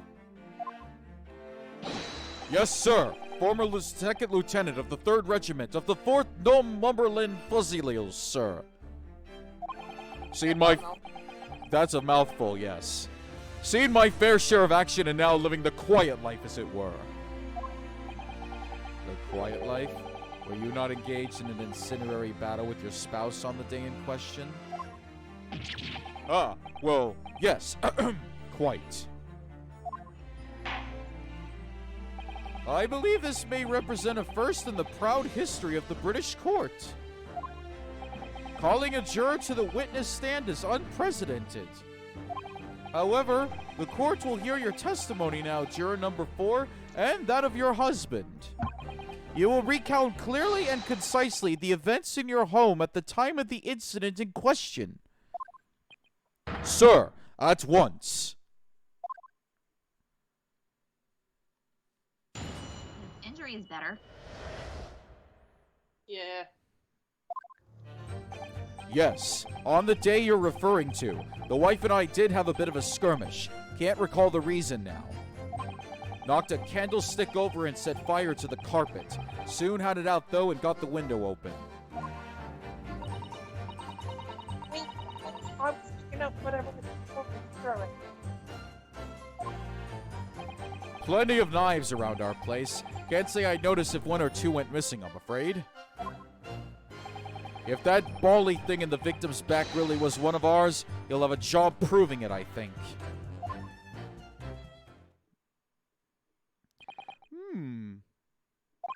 It sounds as though it was quite the battlefield in your household that evening. Although, an entirely one-sided assault, it seems. The enemy caught us on the hop, sir. Had no choice but to dig in and take defensive measures. To be honest, if the enemy had kept shelling us for another minute, we'd have been toast. Of course, a veteran such as myself is only too aware that on every battlefield you're just a gnat's whisker from death at any moment. Are we still talking about a marital quarrel here? Well, I must say I'm dubious that this testimony will shed any light on the origins of this jackknife. In combat, one's focus narrows such that surroundings are barely noticed. These witnesses may not be able to offer anything more than they have testified already. This may be a dead end. Van Zeeks may well be right. Well, whatever the chances, we only have this last cross-examination to uncover the truth, Mr. Naruhodo. Yes, I'm afraid so. Very well, counsel. Begin your cross-examination.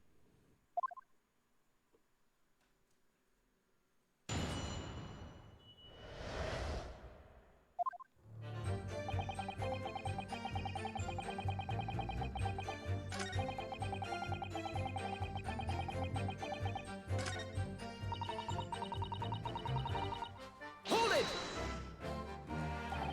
Even though the room was on fire? As far as I was concerned at the time, it was more important to extinguish my anger than the flames. When a woman wants to throw, she must throw. That is most certainly not true of a Susato takedown, Mr. Naruhodo. How did she know I was thinking that? It's the nervous twitch. So, please cast your mind back and try to remember. Was a knife among the items that you threw at your husband that day?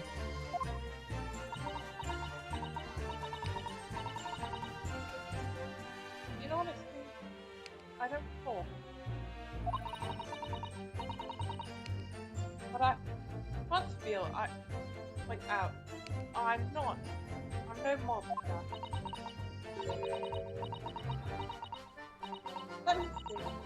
Some bread, Jupiter. a cup of garlic, a towel, and a spoon.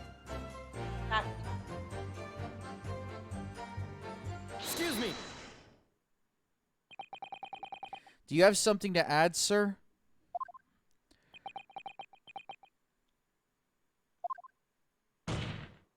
Mr. Garadeb. Don't shoot! Sorry. I beg your pardon? Did your wife's remark just now bring something to mind? Nothing of any significance, no. Just that the barrage of projectiles the old thing launched in my direction was somewhat more solid than she implies. Books, bricks, and the fire poker I seem to recall. Oh my god. Where did she Ouch! hit the brick? Holy fuck. She's a Wait. brutal one, ain't Did she just go full Hulk smash and rip a brick out of their wall? Blah!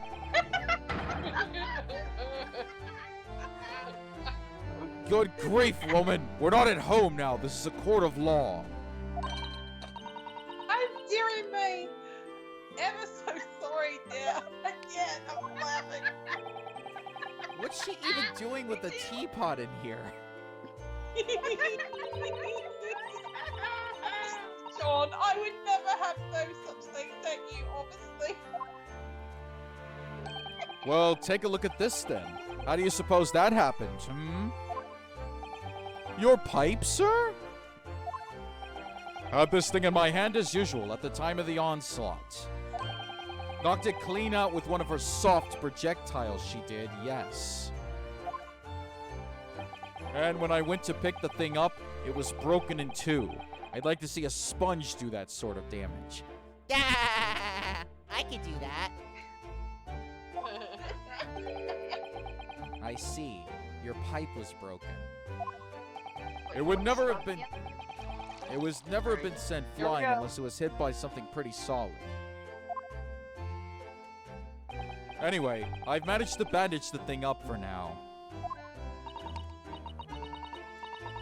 Ah, you're one exterior, aren't you, dear? And I can't read. I wonder what we should make of this account. The defense believes Mr. Garadeb's remarks just now to be of great significance. Objection! This war veteran's words only tell us one thing. Betray a fiery wife, and pipes, as well as hearts, may be broken. Sentimental wisdom, perhaps, but hardly worthy of adding to the formal testimony. Indeed, common sense, one might say. Might That one? sounded like something you'd hear out of a fortune cookie. Yeah, right. Well, what makes you think I didn't start my own fortune cookie business after this? Oh, in that case, would you at least permit us to examine the pipes, sir? Well, I don't see why not.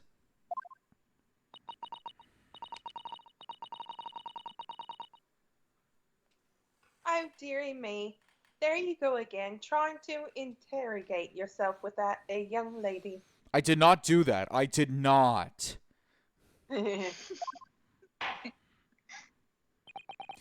well. The court will accept the gentleman's pipe as evidence.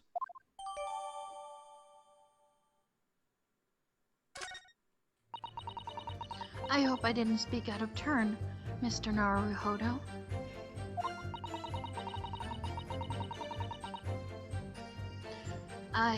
I was just feeling rather disappointed for you that your request was turned down. Oh, no. It's fine. Thanks to Sasato-san, we have some new evidence to work with. We should examine it carefully. Well, thank you for that. Rebuttal, Mr. Garadeb. Now, if we could return to the crux of the matter, what can you tell the court about the knife used to attack the victim? Oh, that was loud. Sorry. Skype for you.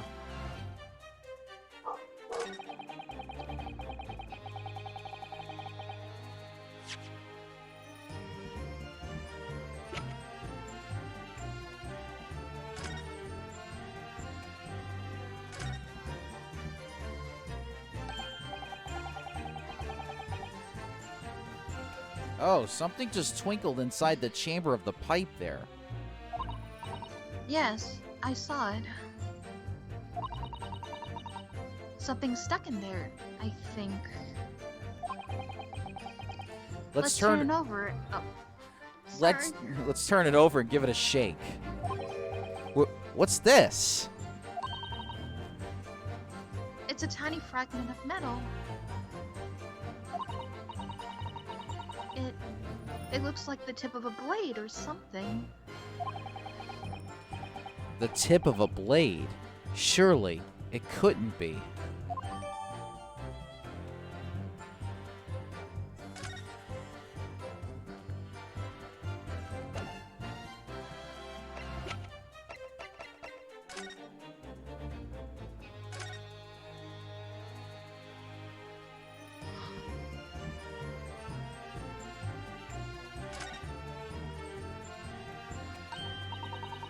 Oh, look here, Mr. Naruhodo.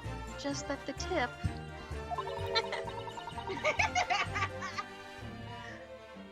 A small piece of the blade appears to be missing. Wait, part of it's missing?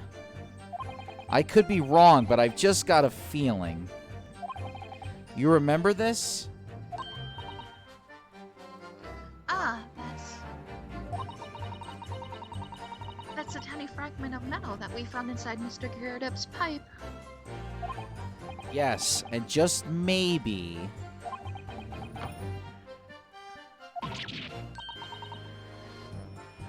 Oh my, it's a perfect fit.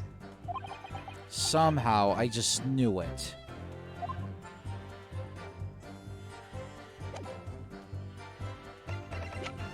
Objection! Mr. Garadeb, could I ask you to take a good look at this, please? You can ask, but I can't see a bully thing. You can't? Used to call me Dead-Eye Deb back in the regiment, of course, but that was some time ago now. Even when I'm trying to enjoy a large print book by the fire these days. I struggle to tell a B from a D and a P from a Q, to be honest. Oh, he does. Dearie me, it's rather wearing being asked to do every other letter in the every word. You must day very doozy. What is that? A tiny scrap of metal? Yes, almost certainly from the tip of a blade. And what may appear at first to be just a tiny scrap is in fact a crucial piece of evidence. Interesting. And where did the defense come by this evidence? It was lodged in the chamber of Mr. Garadeb's pipe. My pipe, you say? By Jove! I wonder how that got there. And what precisely does this fragment of metal signify, Counsel? Are you suggesting that it is in some way related to the matter of the stabbing on Briar Road? Ow. I am. What? When put together with another piece of evidence already in the court record, I believe this tiny fragment of metal will unravel the whole truth of this case, my lord. Oh, she's short. You appear rather confident in that extraordinary statement, Counsel. Very well, then. Present the pertinent evidence to the court. What evidence, when paired with this fragment of metal, allegedly reveals the truth of this entire case? Take that! This Elliot, is... get off my... Sorry. This is the knife that was found in the victim's back. If you look closely, you will see that there's a small piece at the tip of the blade that is missing. A common issue with the inferior blades sold at unsavory street markets. Criminals who use them regularly leave the tips lodged in their victims' bones. And what of this particular knife? No doubt its tip has suffered a similar fate, now languishing somewhere near the spine of the victim. Objection! No, that's not the case.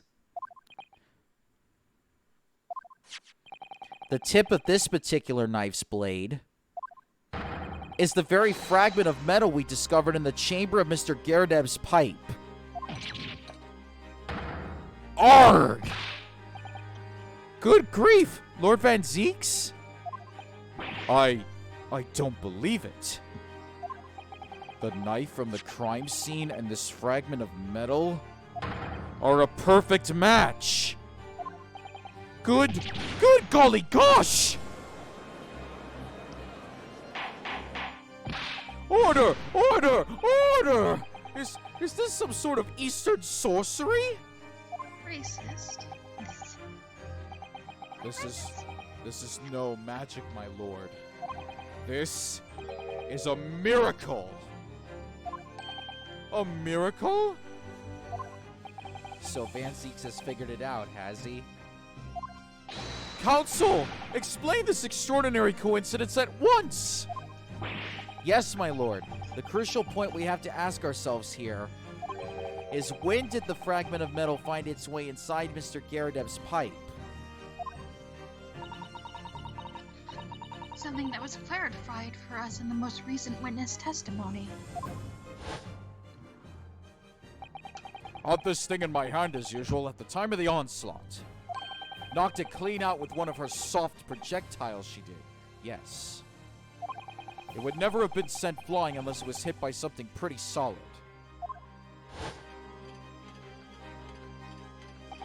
Oh, dearie me. During the argument between these two that occurred just as the victim was on the pavement below, Mrs. Garadeb flung this knife at her husband. However, the knife missed Mr. Garadeb, instead striking the pipe in his hand at the time, which caused the tip to break off, of course. Good lord! Yes, and that is when the tiny tip of the blade found its way inside Mr. Garadeb's pipe. The chances of that are 1,000,000 to 1! And yet there's no other credible explanation for how the tip of the blade ended up in your pipe. Then, after losing its tip, the knife ricocheted off the pipe and flew out of the open window.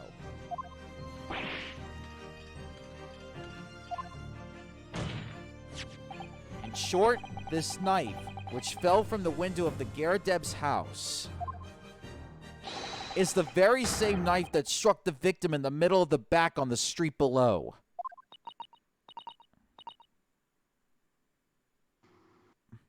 Oh gosh, oh dear, oh! No! Objection!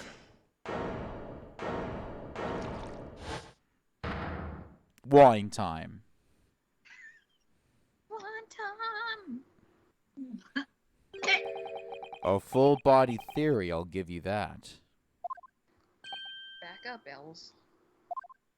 A complex bouquet of seemingly trivial points, plausibly arranged to create an almost passable vintage.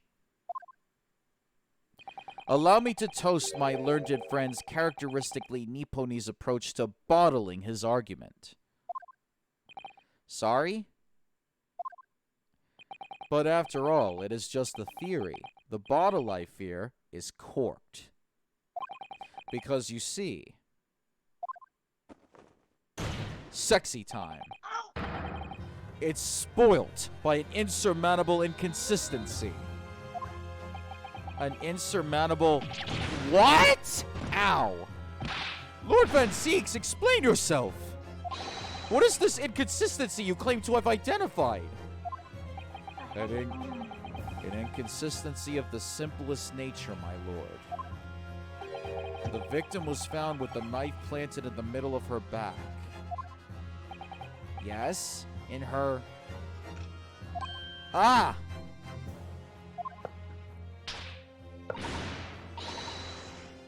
That's right, you silly little man. Now, Joan, old thing, what are you getting so excited about?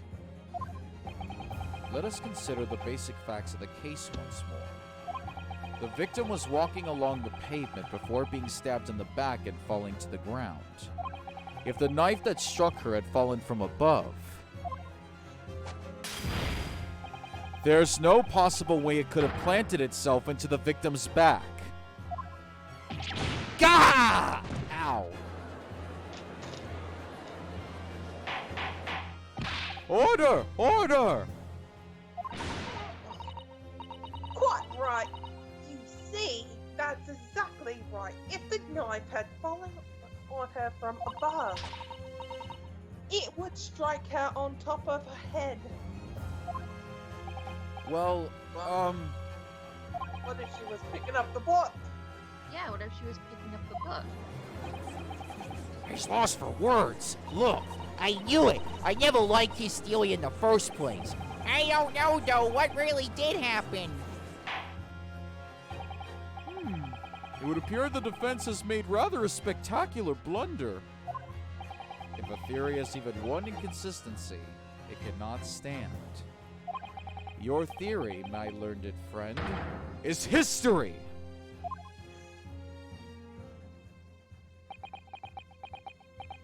We were so close. I could see the truth. I was so sure we were on the right track. But now the way has been blocked completely by just one simple inconsistency. Or in other words, We simply need to eliminate that one inconsistency, and the theory will stand. Mrs. Sato, You mustn't worry, Mr. Naruhodo. You were just caught off guard, that's all, and your mind went blank.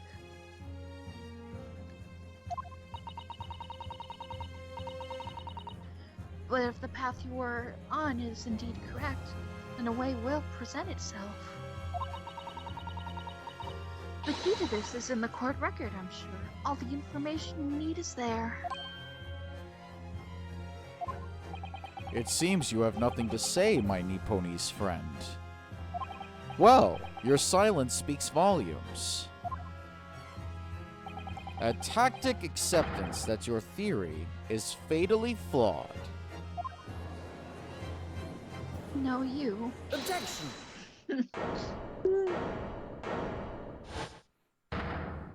What? I'm gonna get you with my tea. Like a boss. It means that I need to sharpen my mind and dig deeper for the truth. It's a test! Yes! If the knife fell on the victim from above, there's no way that it could have hit her in the middle of her back. Under normal circumstances, that is. What are you implying? Counsel? There is a piece of evidence in the court record that can explain this inconsistency. That can explain how the knife that fell from above could have pierced the victim's back. We already have the answer. Goodness! Utter madness! Surely this must be the last time. Counsel, present the evidence of which you speak. This is the last inconsistency, the final piece in the puzzle. If I can successfully make sense of this, the truth will be laid bare at last. The evidence that explains how the falling knife became lodged in the victim's back is... Take that! This, the fourth book found at the scene. This is the final piece of evidence the defense will present. The burnt book? Is that not Mr. Garadeb's book? Yes, and to understand its significance, we have to consider how it came to be at the scene in the first place. This photographic print clearly shows the book in question, and the victim holding it in her hand. But as we all now know, It was the police constable that put the book between her fingers like that. Quite so, as part of his wholesale transplanting of the crime scene to the opposite side of the road. That's true. However, as part of his testimony, Constable Beat made an extremely enlightening statement on that point. But what made you place that book in the victim's hand? Oh, well, sir, that's because that's how I found it. When we first ran over to the scene, the victim was already holding the book. So, when I moved everything, I made sure it was still in her hand. In other words, the victim had already picked the book up of her own volition. And clearly, that must have been before she suffered the knife wound. Well, I should say so. After being attacked with a knife, I don't imagine she'd been doing much of anything. So the question becomes, why did the victim have that book in her hand? By Jingo! I think I'm beginning to see what may have happened now. Oh dearie me.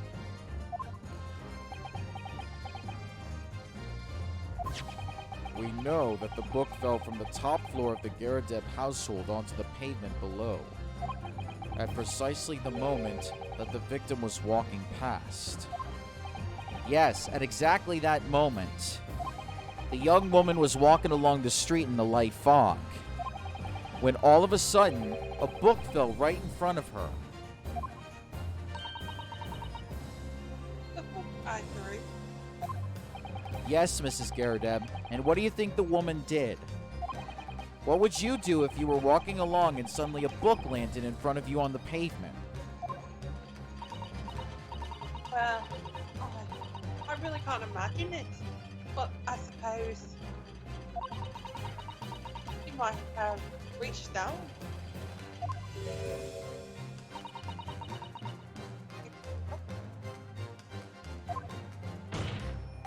Yes, that is exactly what the woman in fact did. She picked up the book. Oh heavens! And when the woman reached down to pick the fallen book up, what position would her back have been in?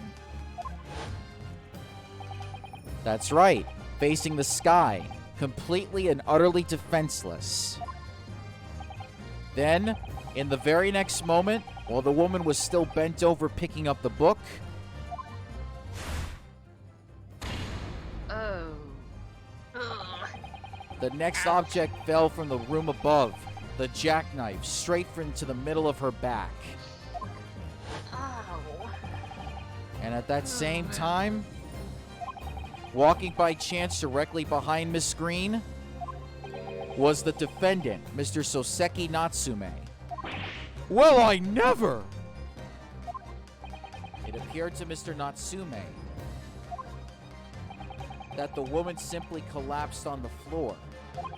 In the dark and the fog, he didn't see the knife falling on her from above.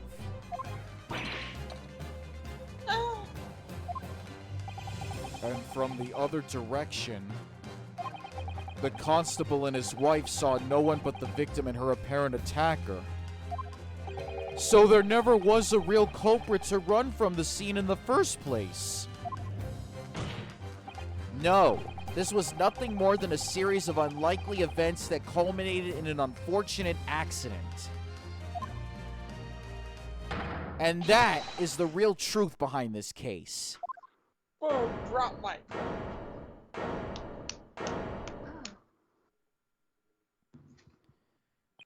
Well, Mr. and Mrs. Garadeb,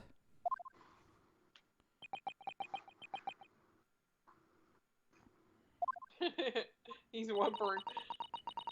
That's the Damn. very first time you showed me that knife.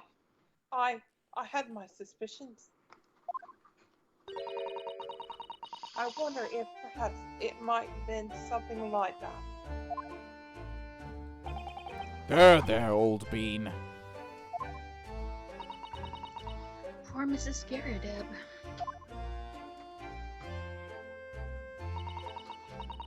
Of course, I never meant for anything of the sort to happen.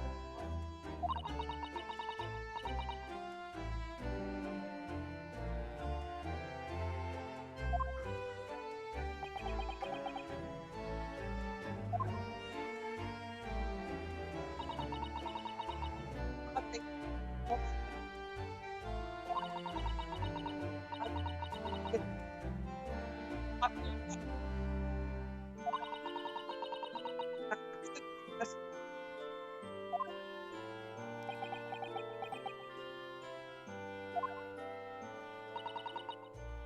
John, dear, It's all right. I know. I'm ever so sorry.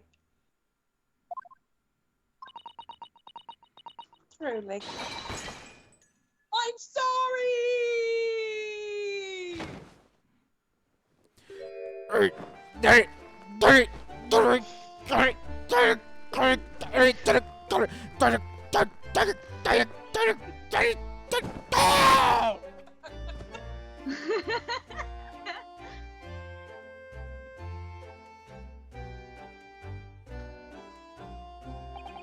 Lord Van Zeeks, what news of Mrs. Garrideb? She's been taken to the infirmary. It would appear that today's events had left her in an especially flustered state.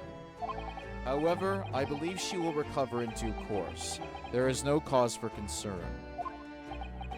Yes, unbeknownst to themselves, they caused what could have easily been a terrible tragedy. They shall have to prepare themselves for the consequences of their actions. There is some good news, however, my lord. I have just had word from the hospital where the victim is being treated. Her condition is improving steadily, and the doctor believes she will regain consciousness soon. It's strange. We've been talking about the victim all this time, but we never once met her. How wonderful. The woman is out of danger, it seems. Yes, that is good news. So, Mr. Soseki Natsume.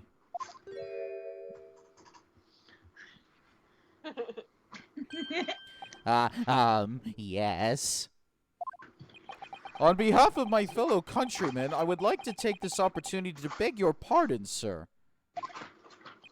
You came from your distant eastern homeland to study our great British culture, and have been repaid with immeasurable unkindness. Please accept our heartfelt apologies.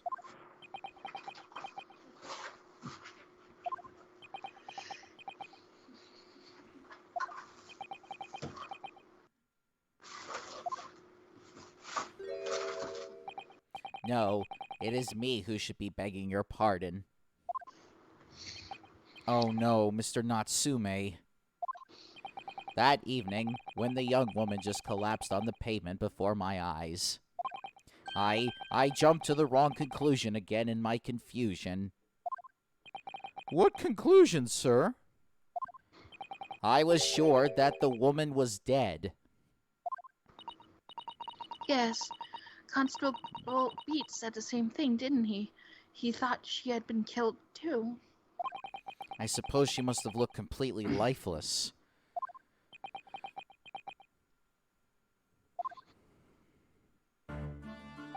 It's been about a year since I arrived in Great Britain now, but I still can't get used to life here. I can't relax. I'm sure there are evil spirits lurking in the fog, like they're haunting me. Oh no. Poor Soseki-san. His imagination really has got the better of him. Yes, poor man.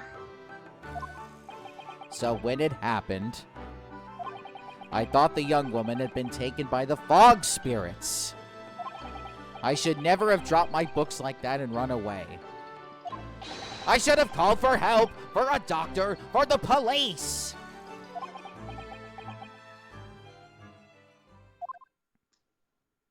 Instead, I've managed to create a rift in the relationship of trust between our two empires.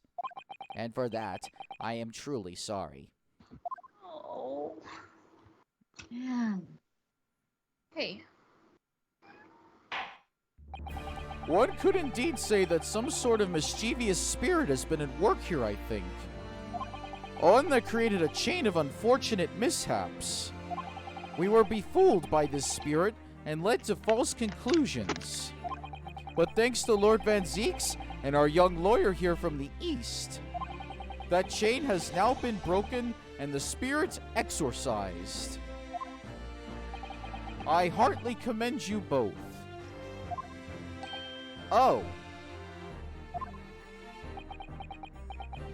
Oh, okay. Now then, ladies and gentlemen of the jury, Yes, my lord. in concluding this trial, I must ask one last time for your decisions regarding the defendant's culpability. Are you ready to present your findings to the court? As the foreman of this jury, I can assure you we've reached a fair and just conclusion. I do declare the truth can be extremely cruel at times. Well, I didn't expect the woman next to me, that's for sure. Sitting in for the old bean while she's out of action, you know, but I know what her decision would be. Does this mean I'll finally be able to get out of here and start work? Well, it's about time. Eager, ain't he? I say, I'll have a corker of a story to tell the grandchildren when I get home, won't I? Oh Very- boy, Grandpa's gonna talk about an almost murder. Yay, stabby story, stabby story. Thank you, Grandpa. No problem, kids! Very well, ladies and gentlemen of the jury, I hereby demand your final decisions. Mr. Foreman? Not guilty. Not guilty. Not guilty. Not guilty. Not guilty. Not guilty.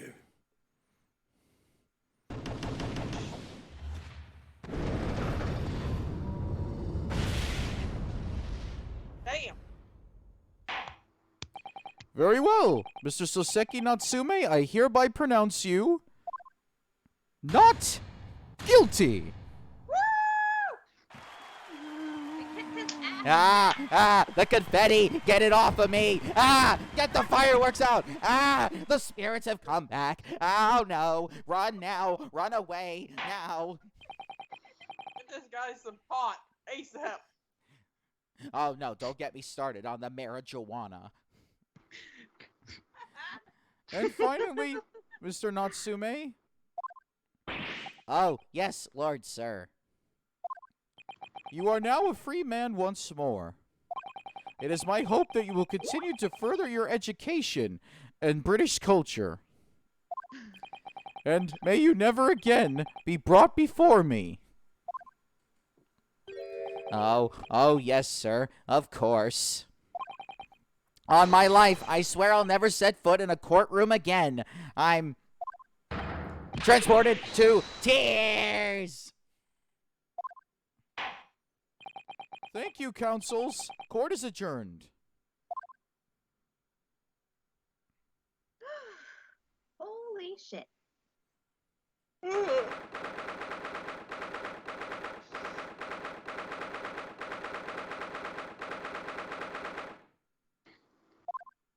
Baby. Oh, Locum. Give me a hug. No, Mr. Natsume. Come on, give it to me, big boy. Let's go. No. No. I'm okay. Come on, let's do it, Come on, let's go. Bro hug. Popcorn. Where's the popcorn? Wait, you mean me? Of course. Is there another Locum here?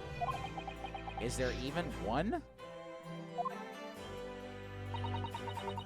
Compared to the original Locum student, Mr. Naruhodo Esquire, your name has become rather short, hasn't it? What's wrong with using my actual name? Oh.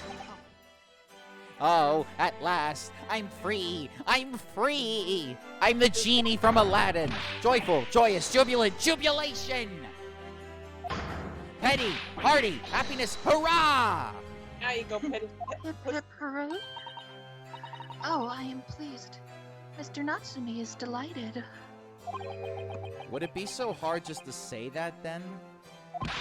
Locum, you did it. You saved me from the brink. You saved me from the clink. No more toilet wine to drink. Exactly. Oh, I should write that down for a new poem.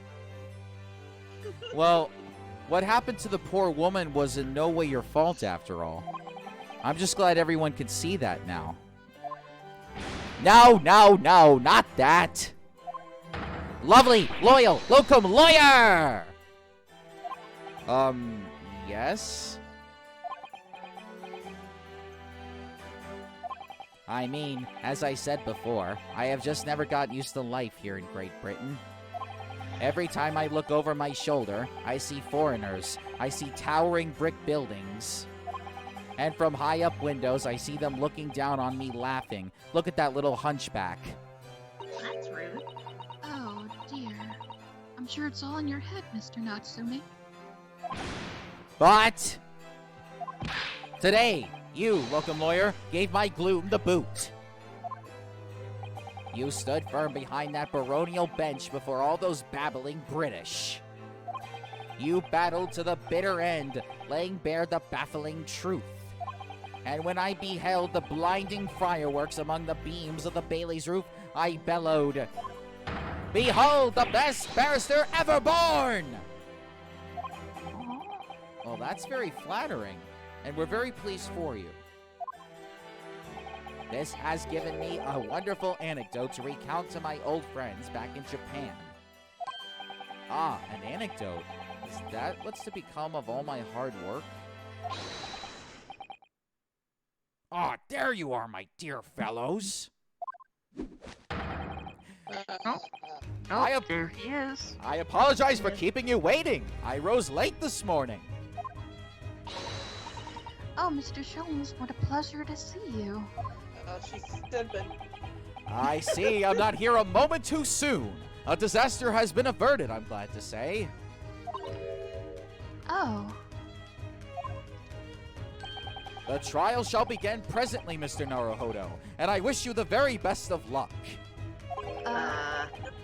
It's just finished. What? No! Then my haste was in vain?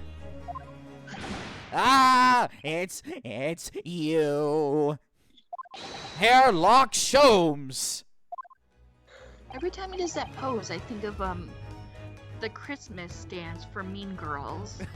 oh, you know what I'm talking about, right? Yes. Yeah. The Jingle Bell one. Oh, have we met, sir? This is Mr. Natsumi, the man you had arrested, Mr. Sholmes. Ah, I see. I failed to recognize you at first. Our previous encounters have taken place in the gloom, either of your bleak lodgings or that prison cell. I simply couldn't place that curious face in the light. Charming. This is all your fault, Hairlock Sholmes. You're the reason I had to go through this terrible ordeal. I'm going to give you a piece of my mind. Be prepared for a spanking. Be prepared for a stern talking to. And I might say a swear word. My apologies, sir, but I assure you, I have placed you now. You're the fellow who abandoned that poor young lady and ran off, are you not? Had she been taken to hospital more urgently, I feel perhaps she would have regained consciousness by now. Oh. But it was unavoidable, I'm sure. We are but human, after all. Anyone would have been shaken by such an experience.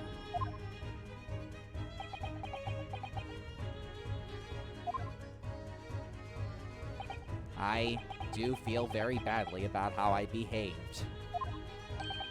Well, never mind. Now then, what was it that you wanted to say to me, sir? Nothing. Priceless! Oh, I am sorry, really, but that was quite priceless. Oh. Poor Saseki-san. Damn it. Still, on the bright side, you've had an extremely entertaining experience without paying a penny. And, it would seem, you were not even found guilty. But there is no bright side. Whatever do you mean, Mr. Natsume? Even after this, I'm still cursed by the spirits and now by the Reaper. Ah, Lord Van Zeeks. Oh shit. I haven't forgotten, you know, what facing that man in court means. Even if you're found not guilty, you're still doomed! It will be alright, Mr. Natsume. If the Reaper appears trying to make trouble, I will protect you. Yeah! Ow! What a perfectly executed Susato takedown. I did it. Much as I like being turned on my head, a bit of warning might be nice next time, Mrs. Sato. But then that wouldn't have the element of surprise. A titter. So, Mr. Natsume, what do you intend to do now? You mentioned something about recounting your experiences to your friends back in Japan.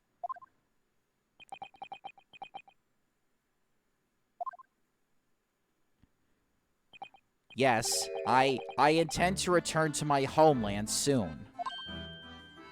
Oh. It has already been a year since I arrived here in Great Britain. I visited universities, libraries, bookshops. I've been honored with the tutelage of professors. I've learned so much about the wealth of literature here and the city it has shaped. And I've come to realize that it is my calling to sail home and tell my fellow countrymen about it. That's very touching, Mr. Natsume. Or, in perhaps less veiled terms, you wish to withdraw halfway round the world to escape the terror of the Reaper's curse? That's not it at all! Yes, it is.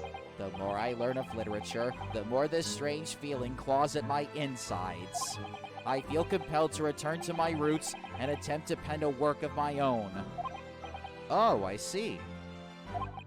A work of literature by Soseki-san. Could be an interesting read.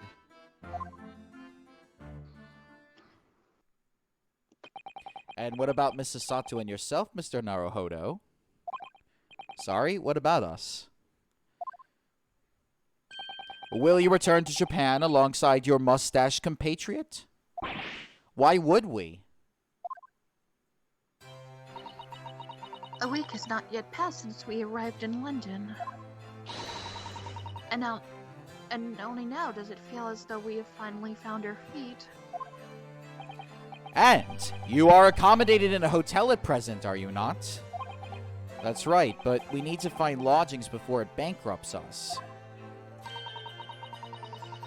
I've calculated that we can only afford another 10 nights before our entire budget is exhausted. Well then, you could take my lodgings. Oh, the windowless room? Ah, but what it lacks in windows, it more than makes up for with a floor, a ceiling, and walls. Great. And of course, I'd be happy to leave behind the accursed evil spirit. Oh my, an evil spirit. You can have Ghosty all you want. Make sure I'll feed your Tito's and wine every day. Oh yes. It tries to suffocate you while you sleep. It's an infallible wake-up call. We'll Can I think keep your about it. cat? We'll think about it if that's all right. The cat comes with me back to Japan. Oh. Perhaps I can offer a more welcome alternative. Would you consider taking lodgings with me? Really? Well, a vacancy has conveniently presented itself. Though it is up in the attic, I might add. Are you sure it isn't just a storage loft? I spoke with the landlady this very morning on the matter of price, and Iris is cleaning the room as we speak. You must come at once. I presume you have no luggage to speak of? Oh, this is simply wonderful. What an honor to be invited to taking lodgings in the great detective's office's attic. I'm too overcome for words. So suggesting we look elsewhere is out then. Don't you ruin this for me. Then it's settled. Iris will prepare a welcome dinner this evening. And you must come too, Mr. Natsume. I insist. I don't know what to say, but thank you, and yes. Wonderful. Then I'll go and complete the paperwork for your formal release, Mr. Natsume. It shan't take long. Somebody's happy. And then I slowly fade out like a Windows PowerPoint presentation. Locum. I knew that you wouldn't let me down. I'm truly delighted to have met you here in London. Likewise, Mr. Natsume. It's been a privilege meeting you too. It's a shame that we're gonna have to say goodbye so soon. Well, I've come to realize that I belong in Japan. But Locum, we'll meet again one day. Yes, I'm sure. And hopefully by then, I'll be a successful lawyer. Hopefully by then, I'll be a successful author. Well, my dear fellow, our carriage appears to have arrived. Shall we go, Mr. Naruhodo? Yes, Mr. Sholmes.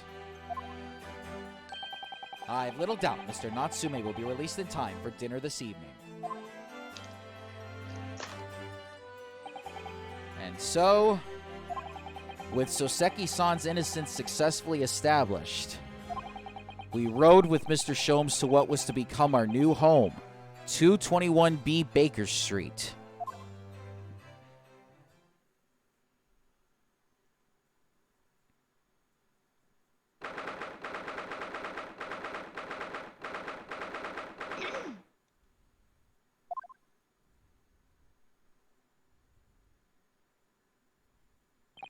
So this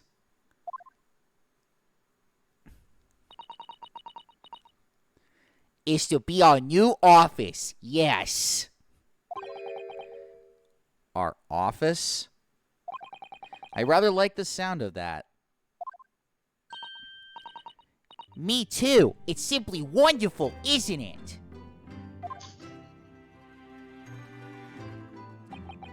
I hope you can see this, Kazuma. It's only a small step. But I'd like to think we're getting a little closer to your dream now. So, my dear fellows, do you like the place? Oh, Ah, Mr. Sholmes. Yes, thank you so much. It's a delightful room, Mr. Sholmes. I simply adore it. Good. I am pleased to hear it. Iris and I are delighted to welcome you. it looks better without the whole steampunk crap. I hope everyone's hungry. It's nearly time for dinner. We'll eat as soon as Mr. Natsume arrives. We have a lot to celebrate. Iris, you must let me help you. Alright then, Susie. You can be in charge of the salad. Splendid.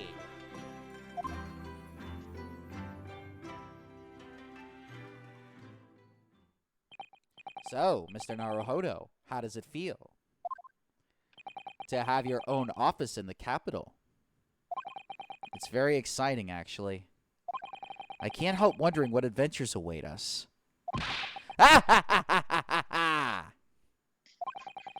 Those were precisely my sentiments when I first established my office at these premises.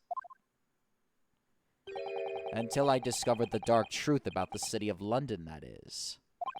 Sorry? London is a glorious place full of wonder, opportunity, prosperity, and mirth. But the brightest of lights casts the darkest of shadows. Shadows? What do you mean? Well, I believe you're well aware of the murkiness that lies behind London's facade already. So, once again, Mr. Naruhodo.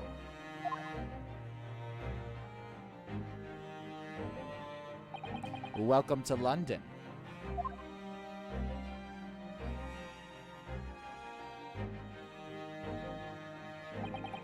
Of course, at the time, I had no idea of the significance of those words Mr. Sholmes so casually spoke.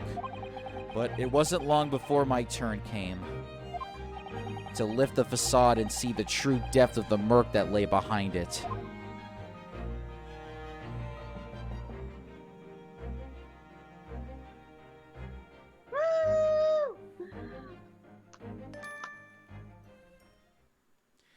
All right. So, you thought this case was epic. The next one's going to be even more epic because this will be the final case of the first game. Yeah. But in the meantime, we'll take a break from it, and then next time around, we'll play a little bit of Mario Party. Woo! Let's bring the party! Now, you get your choice of stage. It can either be we go to a tropical island, we go into space, we do it on a birthday cake, we go to the woods, or we go into a cemetery. Ooh. I'm curious about the cemetery and the birthday cake. Okay, so those are Circus's two choices. Mooney, if you had to pick one out of the 5. Space sounds more like my motif. Okay. Ooh, we got 3 choices between 3 of them, and we'll have to see when Sylph gets back what she thinks. But until then, we're going to leave you all here for right now, and we'll catch you all next time for a little party. So make sure to bring all of your spaghetti. And if you want to have it sauced, that's fine. None of us are going to really care. Although there have been complaints that we have seen a lot of spaghetti and naked people running around. So, I mean, for some people it's that kind of party. But we'll let you know about that later on. So until next time, thank you all for watching, and we'll catch you all next time. Farewell and bye-bye. Bye.